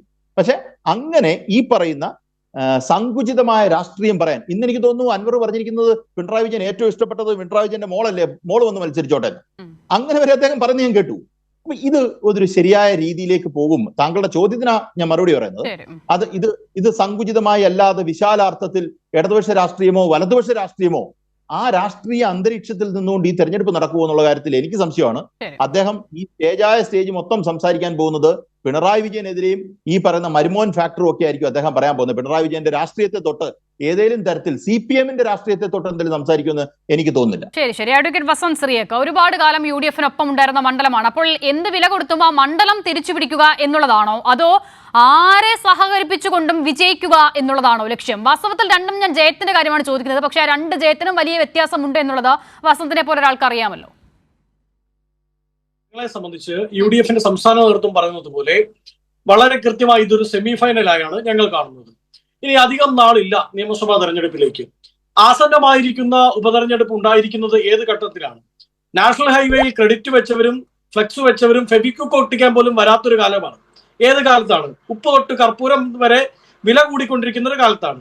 അങ്ങനെ ആസകലം ഇരു സർക്കാരുകളും ജനങ്ങളെ മുട്ടിച്ചുകൊണ്ടിരിക്കുന്ന അതിന്റെ അങ്ങേയറ്റം കണ്ട നെല്ലിപ്പല കണ്ടൊരു കാലഘട്ടത്താണ് ഇങ്ങനെ ഒരു ഉപതെരഞ്ഞെടുപ്പ് ഉണ്ടാവുന്നത്. അപ്പോൾ അങ്ങ് ചോദിച്ച ചോദ്യത്തിന് പ്രസക്തി ഉണ്ട്. ഞങ്ങളെ സംബന്ധിച്ച് ഇവിടെ ജയിക്കുക എന്നുള്ളത് യാതൊരു സംശയത്തിന്റെയും ഇട കൊടുക്കാതെ കടുകിട വ്യത്യാസത്തിൽ പോലും തോറ്റുപോകാൻ പാടില്ലാത്തൊരു തെരഞ്ഞെടുപ്പാണ് ഞങ്ങളെ സംബന്ധിച്ച്. അതുകൊണ്ട് തന്നെ ഞങ്ങൾ അത്രമാത്രം പ്രാധാന്യം ഈ തെരഞ്ഞെടുപ്പിന് കൊടുക്കുന്നുണ്ട്. ഞങ്ങളുടെ ഓരോ ബൂത്ത് ഘടകങ്ങളും അതിന് തയ്യാറായി കഴിഞ്ഞു. അതിന് വേണ്ട സർവ്വ സജ്ജീകരണവും ഈ കഴിഞ്ഞ മാസങ്ങളിലായി ഞങ്ങൾ ചെയ്തിട്ടുണ്ട്. മുൻകൂട്ടി എറിയുക എന്നൊക്കെ പറയില്ലേ, ആ മുൻകൂട്ടി എറിയൽ ഞങ്ങൾ നടത്തിയിട്ടുണ്ട്. അത് ഇതിനു മുമ്പുണ്ടായ എല്ലാ ഉപതെരഞ്ഞെടുപ്പിലും ഞങ്ങൾ നടത്തിയിട്ടുണ്ട്. പുതുപ്പള്ളിയിൽ, തൃക്കാക്കരയിൽ, ഈ പറയുന്ന ഏറ്റവും അവസാനം നടന്ന പാലക്കാട് അടക്കമുള്ള എല്ലായിടത്തും ഞങ്ങൾ തോറ്റുപോയത് നിങ്ങളുടെ കുത്തക മണ്ഡലമായിരുന്നിടത്താണ്.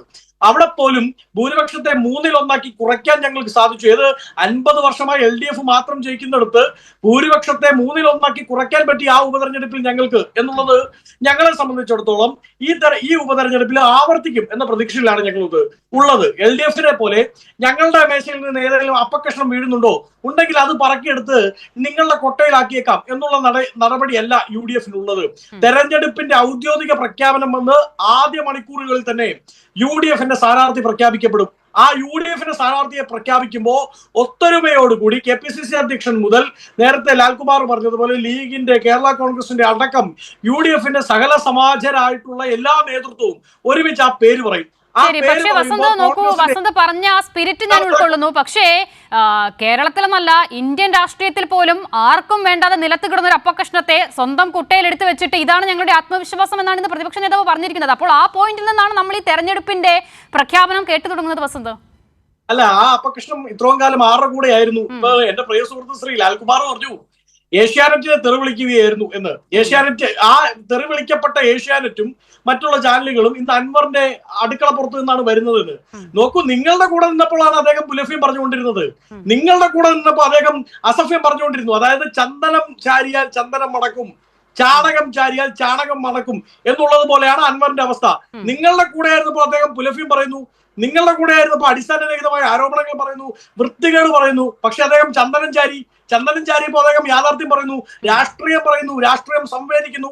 അപ്പോ ഏഷ്യാനെറ്റ് അടക്കം അല്ലെങ്കിൽ വിവിധ ശരി അതിലൊരു ചോദ്യം കൂടി ലാൽകുമാർ ഞാൻ കണ്ടു കൈ ഉയർത്തിയത്, ഞാൻ വരാം. വസന്ത്, അതിലൊരു ചോദ്യം കൂടി. അപ്പോൾ അൻവർ സംസാരിക്കുന്ന രാഷ്ട്രീയത്തെ വസന്ത് വലിയ തരത്തിൽ അംഗീകരിക്കുന്നുണ്ട്. അപ്പോൾ അൻവർ സംസാരിക്കുന്ന രാഷ്ട്രീയം അത് പിണറായിക്കെതിരെയുള്ള രാഷ്ട്രീയമാണ്, മുഹമ്മദ് റിയാസിനെതിരെയുള്ള രാഷ്ട്രീയമാണ്. അതേ രാഷ്ട്രീയമാണോ നിലമ്പൂരിൽ കോൺഗ്രസ് സംസാരിക്കാൻ പോകുന്നത്? അല്ല, സ്വാഭാവികമായും ഭരണ ചക്രം തിരിക്കുന്നത് ഭരണകക്ഷിയുടെ നേതാവ് എന്ന് പറയുന്നത് സഹോ പിണറായി വിജയൻ തന്നെയാണ്, ഒരു സംശയം വേണ്ട. അല്ല, വസന്ത് ഞാൻ ചോദിക്കുന്നത് മുഖ്യമന്ത്രിക്കെതിരെയാണോ LDF-നും സർക്കാരിനും എതിരെയാണോ നിങ്ങളുടെ മത്സരം? അല്ലല്ല, സർക്കാരിന്റെ ക്യാപ്റ്റൻ ആരാണ്? മുഖ്യമന്ത്രിയാണ്. അല്ല, അൻവറിന് മുഖ്യമന്ത്രിയോടുള്ള പ്രശ്നം സർക്കാരിന്റെ ക്യാപ്റ്റൻ എന്ന നിലയിലല്ല, വ്യക്തിപരമായി ഉള്ളതാണ്. അതുകൊണ്ടാണ് മുഹമ്മദ് റിയാസ് പോലും ആ പരിധിയിലേക്ക് വരുന്നത്. അതാണ് ഞാൻ ചോദിക്കുന്നത്. വ്യക്തിപരമാണോ പൊളിറ്റിക്കലാണോ UDF-ന്റെയും കോൺഗ്രസിന്റെയും മത്സരം? ഞങ്ങളുടെ മത്സരം എല്ലാ ഉപതെരഞ്ഞെടുപ്പിലും എന്ന പോലെ എല്ലാ തെരഞ്ഞെടുപ്പിലും എന്ന പോലെ 100% പൊളിറ്റിക്കലാണ്. രാഷ്ട്രീയത്തിനപ്പുറത്ത് മറ്റൊരു സംസാരവും അവിടെ ഉണ്ടാവില്ല. ഞങ്ങൾ പറയാൻ പോകുന്നത് വിലക്കയറ്റത്തെ പറ്റിയാണ്. ഞങ്ങൾ പറയാൻ പോകുന്നത് തകർന്നു വീണ നാഷണൽ ഹൈവേ പറ്റിയാണ്. ഞങ്ങൾ പറയാൻ പോകുന്നത് രാജ്യത്ത് വേട്ടയാടപ്പെടുന്ന രാഹുൽ ഗാന്ധിയെ പ്രതിപക്ഷ ശബ്ദത്തെ പറ്റിയാണ്. ഞങ്ങൾ പറയാൻ പോകുന്നത് പിണറായി വിജയന്റെ ഭരണത്തിന് കീഴിൽ ഇവിടെ ഉണ്ടായിട്ടുള്ള പ്രശ്നങ്ങളെ പറ്റിയാണ്. ഞങ്ങൾ രാഷ്ട്രീയമാണ് പറയാൻ ഉദ്ദേശിക്കുന്നത്. അത് പറയുകയും ചെയ്യും. ഇനി മുഹമ്മദ് സ്മാർട്ട് റോഡോ ആ റോഡിന്റെ ക്രെഡിറ്റ് ഏറ്റെടുക്കാൻ വേണ്ടി സ്വന്തം മന്ത്രിസഭയിൽ തന്നെ പ്രശ്നങ്ങളുണ്ട് എന്ന് മാധ്യമങ്ങൾ പറയുന്നുണ്ട്. അങ്ങനെ പരിശോധിച്ചാൽ ഞാൻ ലാൽകുമാർ 2 തവണ ഒന്ന് കൈകൊട്ടി ആ പോയിന്റ് കൂടി എടുത്ത് നമുക്കൊരു ഡിബേറ്റിലേക്ക് തന്നെ പോരാം, ആരോഗ്യകരമായ ചർച്ചയിലേക്ക് പോകാം. പറയൂ ലാൽകുമാർ. അല്ല, ഇവിടെ 2 പരാമർശങ്ങൾ ഉണ്ടായി. അതിലൊന്ന് ദേശീയപാതയുമായി ബന്ധപ്പെട്ട കാര്യങ്ങൾ പറയുന്നു. ഇന്നലെ അഖിലേന്ത്യാ കോൺഗ്രസിന്റെ വെബ്സൈറ്റില് ഫേസ്ബുക്ക് പേജില് ഒരു വീഡിയോ ഇട്ടിട്ടുണ്ട്. വസന്ത് പോയൊന്ന് കാണണം. അതൊന്ന് പോയി കാണുന്നത് നല്ലതാ. അതിനകത്ത് മോഡിജിക്കെതിരെയുള്ള പ്രശ്നമായിട്ടാണ് അത് പറഞ്ഞിരിക്കുന്നത്. അത് കൃത്യമായി മോഡിയുടെ കാര്യങ്ങളാണ് അവിടെ നടന്ന. മോഡിയുടെയും നിതിൻ ഗഡ്കരിക്കുമെതിരെ ആഞ്ഞടിക്കുന്ന കോൺഗ്രസ് നേതൃത്വത്തിന്റെ ഒരു വീഡിയോ ആണ് കണ്ടിരിക്കുന്നത്. ഇതൊരു സത്യമാണ്. അത് പക്ഷേ ഡൈവേർട്ട് ചെയ്ത് കേരളത്തിന്റെ ഭാഗമാക്കി കൊണ്ടുവെക്കാനായിട്ട് നോക്കൂ. വസന്ത് സിറിയൊക്കെ ഒരു പ്രാക്ടീസിങ് ലോയറാണ്. നാഷണൽ ഹൈവേ ആക്ട് 1956 എങ്ങനെ വർക്ക് ചെയ്യുന്നത് അദ്ദേഹത്തിന് അറിയാം. എങ്ങനെ ലാൻഡ് അക്വിസിഷൻ ആക്ട് അതിനകത്ത് ബാധകമല്ല എന്നറിയാം. അത് മാത്രമല്ല, എങ്ങനെയാണ് അതിന്റെ NHAയുടെ കയ്യിലാണ് കൺട്രോൾ എന്നുള്ളതും വസന്തിന് അറിയാം. നമ്മൾ പറഞ്ഞു നിങ്ങൾ തഴമ്പിക്കേണ്ട ഒരു അവസ്ഥയിലാണ് വന്നിരിക്കുന്നത്. കാര്യം കള്ളം വീണ്ടും പ്രചരിപ്പിച്ചുകൊണ്ടിരിക്കും. അതൊരു ഭാഗം. അടുത്ത ഭാഗം, ഇപ്പൊ വസന്ത് പറഞ്ഞ കാര്യം എന്താ? ഞങ്ങൾ പറയാൻ പോകുന്നത് വികസനവുമായി ബന്ധപ്പെട്ട, ക്ഷേമ പെൻഷനുമായിട്ട് ബന്ധപ്പെട്ട ഇങ്ങനെ കാര്യങ്ങളാണ്. വസന്ത് ഞാൻ പറയുന്ന എഴുതി വെച്ചോ. നിങ്ങൾ അവിടെ പറയാൻ പോകുന്നത് ആദ്യം തൊട്ടേ വർഗീയമായ സാധനമാണ് അൻവർ പറയാൻ പോകുന്നത്. എനിക്ക് ഉറപ്പാണ്. കാര്യം നിങ്ങളുടെ കയ്യിൽ അൻവർ ഒതുങ്ങത്തില്ല. കാര്യം അൻവർ നോക്കൂ, അൻവർ ഒരു പ്രത്യേക രീതിയിലാണ് പെരുമാറിക്കൊണ്ടിരിക്കുന്നത്. നിങ്ങളുടെ പ്രതിപക്ഷ നേതാവിനെ ഉൾപ്പെടെ ചീത്ത വിളിച്ച ആളാണ് അദ്ദേഹം. ഇപ്പൊ ഞാൻ ഇവിടെ വന്നിരുന്ന് എത്രയോ ചർച്ചകളിൽ പ്രതിപക്ഷ നേതാവിനെ എതിർക്കുന്നുണ്ട്. ഞാൻ ആ സമയത്തും എന്തെങ്കിലും പ്രതിപക്ഷ നേതാവിനെ കുറിച്ച് മോശം പറയുമോ? പിന്നെ അടുത്തത്, ഈ പറയുന്ന ആൾ ആര് പോകുന്നു എന്നുള്ളൊരു ചോദ്യമുണ്ട്. എന്തിനു പോകുന്നു എന്നുള്ള അടുത്ത ചോദ്യമുണ്ട്. അതോടെ നിൽക്കട്ടെ. ഏഷ്യാനെറ്റ് എന്ന് പറയുന്നതേ, ഏഷ്യാനെറ്റിന്റെ ഒരു ചെറിയ പ്രശ്നമുണ്ട്. ഇപ്പം പഴയ ഏഷ്യാനെറ്റ് അല്ല ഇപ്പോഴത്തെ ഏഷ്യാനെറ്റ് BJP സംസ്ഥാന അധ്യക്ഷന്റെ ചാനലാവുകയെ. അതൊരു ചെറിയ കാര്യമല്ല. ഞാൻ അതിനെ ലളിതമായിട്ടല്ല എടുക്കുന്നത്. ആ ആളാണ് തൃണമൂൽ കോൺഗ്രസിന്റെ UDF-നകത്തെ പെരക്കാത്തുനിന്ന് വരുന്നതെന്ന് പറഞ്ഞു കഴിഞ്ഞാൽ അതിന്റെ രാഷ്ട്രീയ മാനം മാറി എന്ന് തന്നെ ഞാൻ കണക്കാക്കുന്നത്. എന്ത് രീതിയിലായിരിക്കും ഇതിനെ വാർത്തയെ മാനുഫാക്ചർ ചെയ്യുന്നത്? എങ്ങനെയായിരിക്കും ഇത് മുന്നോട്ട് കൊണ്ടുപോകുന്നുള്ള കാര്യത്തിൽ എനിക്ക് വലിയ സംശയമുണ്ട്. മാധ്യമങ്ങളെ എനിക്ക് തീരെ വിശ്വാസമില്ലാത്ത ഒരാളാണ്. ആ കാര്യം മാധ്യമങ്ങളുടെ ഒരു ലൈൻ അതാണ്. അപ്പോ ഞാൻ ഉറപ്പിച്ചു പറയാൻ പോകുന്നു, വസന്ത് മനസ്സിലാക്കേണ്ട ഒരു കാര്യം, നിങ്ങൾ ലോങ് ടേമിൽ ഈ ഏഷ്യാനെറ്റ് പറയുന്നതും ചന്ദനം ചാരുന്നവരും ഒക്കെ നോക്കി നിന്നാൽ ഉറപ്പായിട്ടും നിങ്ങൾക്കുള്ള പണി ഈ നിലമ്പൂർ തെരഞ്ഞെടുപ്പൊക്കെ ഞാൻ കഴിഞ്ഞു പോകും. പക്ഷെ നിങ്ങൾക്കുള്ള പണി വേറെ വരും. കാര്യം അത് ഓൺ ചെയ്യുന്നത് ഏഷ്യാനെറ്റ് ഉൾപ്പെടെയുള്ള ഫ്ലോറിൽ ഏഷ്യാനെറ്റ് ഒരു മഹത്തരമായ കാര്യം ചെയ്തു എന്ന് നിങ്ങൾ പലപ്പോഴും പറയാറുണ്ട്. പക്ഷെ മഹത്തര കാര്യം അല്ല അവർ ചെയ്യുന്നത്. കാര്യം അവരുടെ കഴിഞ്ഞ ലോക്സഭാ തെരഞ്ഞെടുപ്പോട് കൂടി പഴയ ഏഷ്യാനെറ്റ് അല്ല ഇപ്പോഴത്തെ ഏഷ്യാനെറ്റ്. കാര്യം ഒരു എക്സിറ്റ് പോളോ ഒപ്പീനിയൻ പോളോ ചെയ്യാതെ ഈ മാധ്യമ പാരമ്പര്യത്തിൽ, മാധ്യമ ചരിത്രത്തിൽ ഏഷ്യാനെറ്റ് അങ്ങനെ വലിഞ്ഞു നിന്നിട്ടില്ല. വാർത്തകൾ പിൻവലിക്കുന്ന ഏഷ്യാനെറ്റിനെ നമ്മൾ കാണുന്നു. എന്നുവെച്ചാൽ മോഡിക്കെതിരെ ഒരു അക്ഷരം പറയാത്ത ആ രീതിയിലേക്ക് മാറിക്കൊണ്ടിരിക്കുന്ന ഒരു ഏഷ്യാനെറ്റിൽ കൂടെ നമ്മൾ കടന്നു പോകുന്നത്. വസന്ത് സൂക്ഷിച്ചു. ശരി, ഞാൻ വസന്തിന്റെ സമയമാണ് എടുത്തത്. വസന്ത് ഇതിൽ നിങ്ങളവിടെ നിലമ്പൂർ ഉപതെരഞ്ഞെടുപ്പിൽ ഉയർത്തുന്ന കാര്യങ്ങളിൽ 2 എണ്ണം എനിക്ക് വളരെ കൗതുകരമായി തോന്നി. ഒന്ന്, നാഷണൽ ഹൈവേയുമായി ബന്ധപ്പെട്ട വിഷയമാണ്. അവിടെ BJP ഇപ്പോൾ സ്ഥാനാർത്ഥിയെ നിർത്തുന്നില്ല എന്നുള്ളതാണ് നിലവിൽ വരുന്ന വാർത്തകൾ. അപ്പോൾ പിന്നെ നിങ്ങൾ ആർക്കെതിരെയാണ് ഈ വിഷയം അവിടെ ഒരു പൊളിറ്റിക്കൽ വെപ്പണായി ഉപയോഗിക്കുക എന്നുള്ളൊരു ചോദ്യം. 2, രാഹുൽ ഗാന്ധിയെ പോലൊരു പ്രതിപക്ഷ നേതാവിനെതിരെ നടക്കുന്ന ആക്രമണം എന്നുള്ളതാണ്. വസന്ത്, അങ്ങനെ ഒരു ആക്രമണം ഒരു കേന്ദ്ര അന്വേഷണ ഏജൻസി ഉപയോഗിച്ച് രാജ്യത്ത് പ്രതിപക്ഷ നേതാക്കൾക്കെതിരെ നടത്തുമ്പോൾ അത് രാഹുൽ ഗാന്ധി ആണെങ്കിൽ പോലും EDക്കെതിരെ നിലപാട് സ്വീകരിച്ചത് CPIM മാത്രമാണ്. പക്ഷെ CPIM നേതാക്കൾക്കെതിരെ കോൺഗ്രസിന്റെ നിലപാട് ആയിരുന്നില്ല. അപ്പോൾ ഈ 2 പോയിന്റും CPIM-നെതിരെയും LDF-നെതിരെയുമാണോ കോൺഗ്രസ് അവിടെ ഉയർത്തുന്നത്? അല്ല, അതിന് ഉത്തരം പറയാം. അതിന് മുമ്പ് എന്റെ സ്നേഹിതൻ ശ്രീ ലാൽകുമാറിന് ഒരു കാര്യത്തിൽ ഉത്തരം പറയേണ്ടതുണ്ട്. അദ്ദേഹം നേരത്തെ പറഞ്ഞത് നമ്മൾ വേറൊരു ചാനലിൽ ഇരുന്ന് മറ്റൊരു ചാനലിനെ പറ്റി പറയുകയാണ്. എങ്കിൽ പോലും അദ്ദേഹം പറഞ്ഞത് ഏഷ്യാനെറ്റിന്റെ ഓണർഷിപ്പിനെ പറ്റിയാണ്. അതായത് രാജീവ് ചന്ദ്രശേഖരൻ, BJPയുടെ നിലവിലെ സംസ്ഥാന പ്രസിഡന്റ്, മുൻ കേന്ദ്രമന്ത്രി, അദ്ദേഹമാണ് ഇപ്പൊ അതിന്റെ ഓണർ എന്നാണ് പറഞ്ഞത്. ശ്രീ ലാൽകുമാർ, പണ്ട് എന്റെ നാട് കോട്ടയത്ത് വൈദേഹം എന്ന് പറയുന്ന ഒരു റിസോർട്ട് ഈ വന്നു. ഈ വൈദേഹമല്ല, ഈ പറയുന്ന രാജീവ് ചന്ദ്രശേഖരന്റെ പേരിൽ ഒരു റിസോർട്ട് വരുന്നു. ആ റിസോർട്ട് വരുമ്പോൾ അന്ന് എന്റെ നാട്ടിലെ DYFI പ്രവർത്തകരെല്ലാം വലിയ സമരം ചെയ്തു. കായൽ കെട്ടിയാണ് ഈ റിസോർട്ട് വരുന്നത് എന്ന് പറഞ്ഞ് സമരം ചെയ്യുന്നു. സമരം ചെയ്യുക വൈക്കം ഭാഗത്താണ്. സമരം ചെയ്യുന്നു, കല്ലെറിയുന്നു, റിസോർട്ട് തല്ലിപ്പൊട്ടിക്കുന്നു. പക്ഷെ കാലങ്ങൾക്കിപ്പുറത്ത് നിങ്ങളുടെ തന്നെ LDF കൺവീനർ ആയിരുന്ന ജയരാജന്റെ വൈദേഹം റിസോർട്ട് ഏറ്റെടുത്ത ആരുടെ കമ്പനിയാണ്? അപ്പോ നിങ്ങൾക്ക് വലിയ കൂടായ്മയും തീണ്ടിക്കൂടായ്മയും ഒന്നും ഇല്ലാത്ത ആളാണ് രാജീവ് ചന്ദ്രശേഖരൻ. രാജീവ് ചന്ദ്രശേഖരൻ അടിപൊളിയാണ്, സൂപ്പർ കാൻഡിഡേറ്റ് ആണ് എന്ന് പറഞ്ഞത് ഇതേ ജയരാജനാണ്. രാജീവ് ചന്ദ്രശേഖരനൊപ്പം ചായ കുടിക്കാൻ പോയത് ഇതേ ജയരാജനാണ്. അപ്പൊ നിങ്ങൾക്ക് വലിയ കൂടായ്മയും തീണ്ടിക്കൂടായ്മയും ഒന്നും രാജീവ് ചന്ദ്രശേഖരനുണ്ട് എന്ന് പറയേണ്ടതില്ല. രണ്ട്, അസിതയുടെ വളരെ പ്രധാനപ്പെട്ട ഒരു ചോദ്യമാണ്, ഞാനത് പറഞ്ഞു വരികയാണ്, അപ്പോഴാണ് അങ്ങ് ഇടപെട്ടത്. അതായത് BJPക്ക് അവിടെ സ്ഥാനാർത്ഥി ഇല്ല. എന്തുകൊണ്ടാണ് BJPക്ക് സ്ഥാനാർത്ഥി ഇല്ലാത്തത്? ഡസൻ കണക്കിന് പേപ്പർ പാർട്ടികൾ NDAയിലുണ്ട്. ഇതാ കഴിഞ്ഞ ദിവസവും കൂടെ എന്റെ നാട് കാഞ്ഞിരപ്പള്ളിയിൽ നിന്ന് ഒരു പേപ്പർ പാർട്ടി ഉത്ഭവിച്ചിട്ടുണ്ട്. അങ്ങനെ ഉത്ഭവിച്ച ഒരുപാട് പേപ്പർ പാർട്ടികൾ, ഡൂക്കിലി പാർട്ടികൾ, ഈർക്കിലി പാർട്ടികൾ NDAയിലുണ്ട്. എന്നിട്ട് അവർക്ക് ആർക്കും സീറ്റ് കൊടുക്കാതെ അവരെ മത്സരിക്കാതെ BJP മാറി നിൽക്കുകയാണ്. എന്തുകൊണ്ടാണ്? 5000 വോട്ട്, 4000 വോട്ട്, 3000 വോട്ട്, ആ പോട്ടെ 1000 വോട്ടാണെങ്കിൽ പോലും ഈ നിർണായകമായ ഉപതെരഞ്ഞെടുപ്പിൽ ആ വോട്ട് മാറിപ്പോകിയാൽ അത് വലിയ പ്രയോജനം ചെയ്യുന്നത് ആർക്കാണ് എന്ന ചോദ്യമുണ്ട്. തൃശൂർ ലോക്സഭാ തെരഞ്ഞെടുപ്പിൽ BJP സഹായിച്ചവർ കൈക്കൂടെ വസന്ത്, അങ്ങനെയും ചിന്തിക്കാമല്ലോ. അല്ലല്ല, അതാണ് സർക്കാരിനെതിരായ, സംസ്ഥാന സർക്കാരിനെതിരായ ആന്റി ഇൻകൺവെൻസിയുടെ വോട്ട്, ആ വോട്ട് ഭിന്നിപ്പിക്കാൻ വേണ്ടി സാധാരണ അവരവിടെ മത്സരിക്കേണ്ടതാണ്. പക്ഷെ ഈ തവണ അവരെന്താ ചെയ്യുന്നത്? അവരുടെ കേഡർ വോട്ടുകൾ, കോൺഗ്രസിന്റെ പോലെ വോട്ടല്ല CPMന്റെ, CPMന്റെ BJPയുടെയും RSSന്റെ ഒരു കേഡർ സിസ്റ്റമാണ്. ഇത്തവണ CPMന് അനുകൂലമായി കുത്താൻ വേണ്ടിയാണോ അവരവിടെ മാറി നിൽക്കുന്നത് എന്ന് പ്രസക്തമായ ചോദ്യമല്ലേ? അല്ല, അതെ, അതിനേക്കാളും പ്രസക്തമല്ലേ വസന്ത് ഞാൻ ചോദിച്ചത്. അവിടെ അവർക്ക് അങ്ങനെ ഒരു അനുകൂലമായ നിലപാടുണ്ടാക്കണമെങ്കിൽ അതിന് മുൻപ് അതിനൊരു ചരിത്രം ഉണ്ടാക്കണം, കാരണം ഉണ്ടാക്കണം. ആ കാരണമുള്ളത് തൃശ്ശൂരിൽ ലോക്സഭാ തെരഞ്ഞെടുപ്പിൽ കോൺഗ്രസിന്റെ വോട്ട് കൂട്ടത്തോടെ പോയത് BJPയിലേക്കാണ്. അപ്പോൾ അവരെ സഹായിക്കാനായി ഇവിടെ BJP ഒരുപക്ഷെ സ്ഥാനാർത്ഥി നിർത്തുന്നില്ലായിരിക്കാം. അതിൽ അന്തിമമായ തീരുമാനമൊന്നും വന്നിട്ടില്ല. ചർച്ചകളിൽ മേലാണ് നമ്മൾ ഈ വാദം പറയുന്നത് എങ്കിൽ പോലും അങ്ങനെയും ചിന്തിക്കാമല്ലോ വസന്ത്, അതല്ലേ അല്പം കൂടി യുക്തിപരം? ഇത് അസിതയെ പോലെ ഒരു സീനിയർ ജേർണലിസ്റ്റ് നയിക്കുന്ന ചർച്ച, ശ്രീ ലാൽകുമാറിനെ പോലെ വളരെ മികച്ച ഒരു അഭിഭാഷകൻ, തത്വചിന്തകൻ നയിക്കുന്ന ചർച്ച, ശ്രീ സനോജിനെ പോലെ DYFയുടെ സംസ്ഥാന സെക്രട്ടറി പങ്കെടുക്കുന്ന ചർച്ച, എന്നെ പോലെ ഒരു എളിയവൻ പങ്കെടുക്കുന്ന ചർച്ച, ഇത്ര ബാലിശമായി സംസാരിക്കരുത്. നോക്കൂ, തൃശ്ശൂരിൽ വോട്ട് പോയത് 6 നമുക്ക് ചിന്തിക്കാമെന്നേ. റീസെന്റ് തെരഞ്ഞെടുപ്പാണ് എല്ലാ കാലത്തും ബെഞ്ച് മാർക്ക് ആവുന്നത്, അത് എല്ലാവർക്കും അറിയാവുന്നതാണ്. വസന്തത്തിലുള്ള പ്രശ്നം തൃശ്ശൂരിൽ സുരേഷ് ഗോപിയെ കണ്ട് ഞങ്ങളുടെ ആളുകളൊക്കെ വോട്ട് ചെയ്തുവെന്ന് പറഞ്ഞത് ആരാണ് എന്നുള്ളത് കൂടിയുണ്ട് വസന്ത്. ഇതൊക്കെ പറഞ്ഞു വെച്ചിട്ടാണ് അത് കോട്ട് ചെയ്ത് സംസാരിക്കുന്ന ആളുകളെ തിരുത്തുന്നത് എന്നൊരു പ്രശ്നമുണ്ട് വസന്ത്. തൃശ്ശൂരെ അന്വേഷണ റിപ്പോർട്ട് എവിടെ വസന്തേ? തൃശ്ശൂരിലെ വോട്ട് ചോർച്ച സംബന്ധിച്ച് ഒരു അന്വേഷണ റിപ്പോർട്ട് ഉണ്ടായിരുന്നല്ലോ. ഒരു വോട്ട് ചോർച്ച സംബന്ധിച്ചൊന്നുമില്ല. ആ റിപ്പോർട്ട് എവിടെ? പിന്നെ തൃശ്ശൂർ DCC ഓഫീസിൽ നിങ്ങൾ തമ്മിലടിച്ചെന്തിനാ? ഒരു അന്വേഷണ റിപ്പോർട്ടും ഇല്ല. അവിടെ തൃശ്ശൂർ DCC ഓഫീസിൽ ഒരു സംഘർഷം നടന്നത് എന്തിനായിരുന്നു? അല്ലെ കോൺഗ്രസ് പാർട്ടി ഒരു ജനാധിപത്യ പാർട്ടിയാണ്. അന്വേഷണ റിപ്പോർട്ട് ഇല്ലാന്നാണോ? ആ അഭിപ്രായങ്ങൾ തൃശ്ശൂർ DCCയിൽ പിന്നെ എന്താ സംഭവിച്ചത്? കഴിഞ്ഞ ലോക്സഭാ തെരഞ്ഞെടുപ്പിന് ശേഷം എങ്ങനെയാ പ്രസിഡന്റ് മാറിയത്? എന്തിനായിരുന്നു അവിടെ സംഘർഷം ഉണ്ടായത്? ആരെയാണ് അത് അന്വേഷിക്കാൻ ചുമതലപ്പെടുത്തത്? ആ റിപ്പോർട്ട് എവിടെ?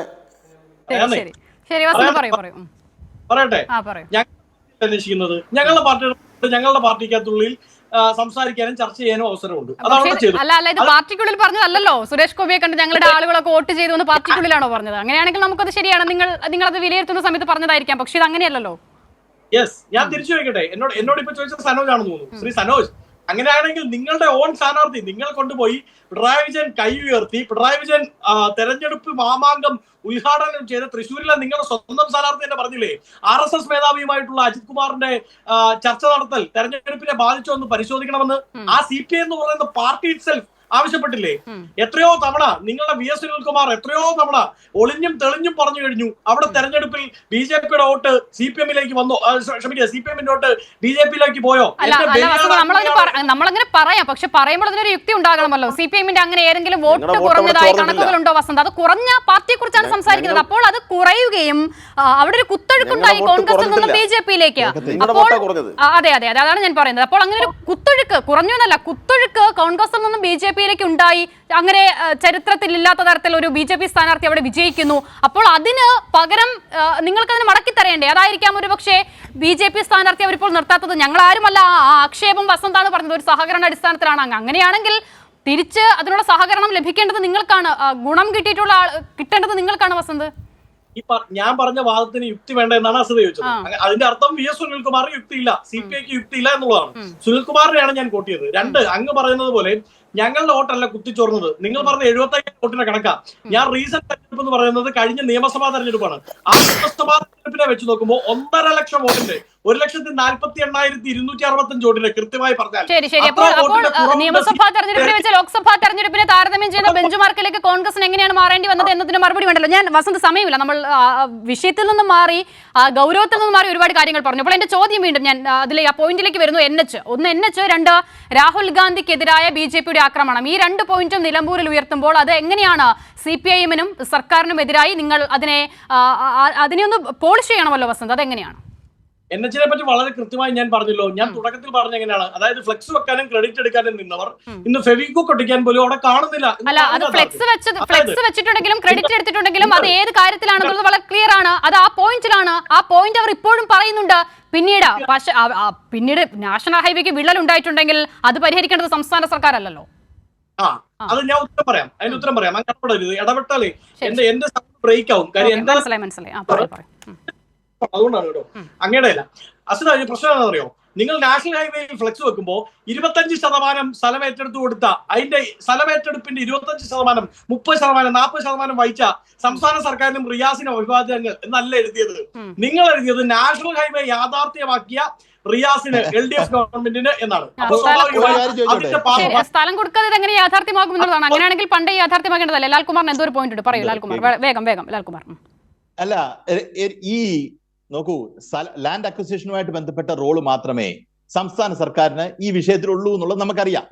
ആ ഫ്ലക്സ് വെച്ചതും അല്ലെങ്കിൽ അതിന്റെ ക്രെഡിറ്റ് എടുക്കുന്നതുമാണല്ലോ പ്രശ്നം. നോക്കൂ, ഈ വിഴിഞ്ഞം പദ്ധതിയിൽ ഒരു കല്ല് പോലും ഇടാത്ത മുഖ്യമന്ത്രി ആയിരുന്ന ഉമ്മൻചാണ്ടിയാണ് ഇത് ഉണ്ടാക്കിയെന്ന് പറഞ്ഞ കോൺഗ്രസ്സുകാർക്ക് ഇത് പറയാൻ നാണമില്ലേ? സത്യത്തിൽ ഈ കേരളത്തിൽ ഉമ്മൻചാണ്ടിക്ക് വേണ്ടി പ്രാർത്ഥിക്കാൻ അന്ന് പോകുന്നു.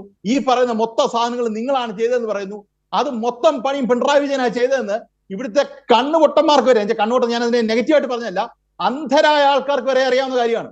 അത് അവർക്ക് മനസ്സിലാക്കുന്ന കാര്യമാണ്. പക്ഷെ അതിന്റെ ക്രെഡിറ്റ് എടുക്കാൻ നിങ്ങൾക്ക് വലിയ ഫ്ലക്സ് വെക്കാനും നാണമില്ലാതെ ഓടി ഈ അങ്ങോട്ടും ഇങ്ങോട്ടും പോകാനും ഒക്കെ നിങ്ങൾക്ക് പറ്റുമായിരുന്നു. പിന്നെ 10-25% പണം കൊടുത്ത് ആ നിങ്ങൾ ഉപേക്ഷിച്ച പദ്ധതി അത് നടപ്പാക്കാൻ ശ്രമിക്കുന്ന ഇടതുപക്ഷത്തെ അതിന്റെ ക്രെഡിറ്റ് എടുക്കാൻ ശ്രമിച്ചാൽ എന്താ കുഴപ്പം? ലാൽകുമാർ, വസന്തിന്റെ സമയത്തിൽ നമ്മൾ എല്ലാവരും ഇങ്ങനെ ഇടപെടുകയാണ്. വസന്ത് പറയൂ വസന്ത്. അപ്പോൾ ക്രെഡിറ്റ് എടുത്തിട്ടുണ്ടെങ്കിൽ പണ്ട് കോൺഗ്രസിന് തന്നെ ഒരു നേതാവ് ഒരു ചാനൽ ചർച്ചയിലിരുന്ന് പറഞ്ഞിട്ടുണ്ട് ഇതിവിടെ നടക്കവേ ചെയ്യാത്ത കാര്യമാണെന്ന്. അങ്ങനെ എഴുതിത്തള്ളിയ കാര്യം യാഥാർത്ഥ്യമാക്കിയത് ആരാണ്? ഈ സർക്കാരാണ്. അതിൽ അപ്പോൾ അവർ അത് പറയുന്നതിൽ എന്താണ് തെറ്റ് വസന്ത്? അല്ലല്ലോ, LARR act 2013 land acquisition act അത് കൊണ്ടുവന്നത് UPA ഗവൺമെന്റ് ആണ്. അപ്പൊ സ്വാഭാവികമായും നിങ്ങൾ കൊടുക്കേണ്ടത്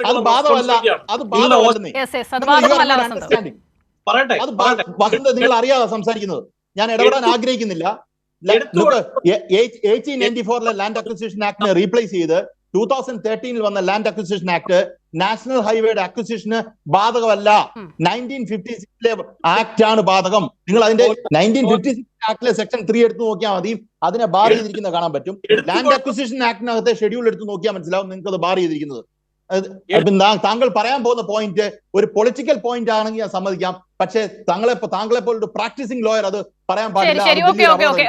സമയം വസന്ത് പറയൂ വസന്ത്. അത് നിലനിൽക്കുന്ന വാദമല്ല വസന്ത്. പിന്നെ അത് സംസാരിച്ച് ക്ലിയർ ചെയ്യേണ്ട അവസ്ഥയിലേക്ക് പോകാൻ സമയമില്ലാത്തത് കൊണ്ട് ആ വിഷയത്തിലേക്ക് വരും. കൊടുക്കുന്നത് സംസ്ഥാന സർക്കാരിന്റെ ഖജാനാവിൽ നിന്നാണ്, AKG സെന്ററിലെ ബക്കറ്റ് പിരിവിൽ നിന്നല്ല.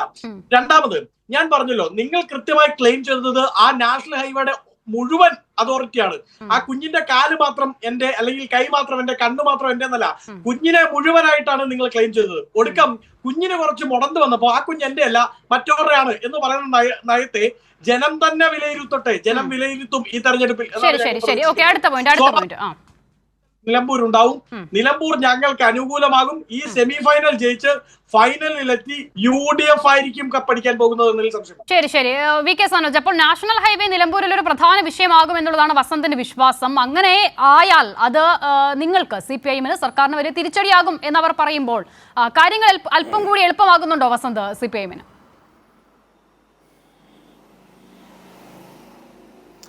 അല്ല, നാഷണൽ ഹൈവേയുടെ കാര്യം വസന്തിൻ്റെ പാർട്ടി അവിടെ ഉന്നയിക്കുന്നില്ലെങ്കിൽ ഞങ്ങൾ ശക്തമായിട്ട് ഉന്നയിക്കാൻ തന്നെയാണ് തീരുമാനിക്കുന്നത്. അതുകൊണ്ട് ഞങ്ങൾക്കതിൽ ഒരു ആശങ്കയുമില്ല.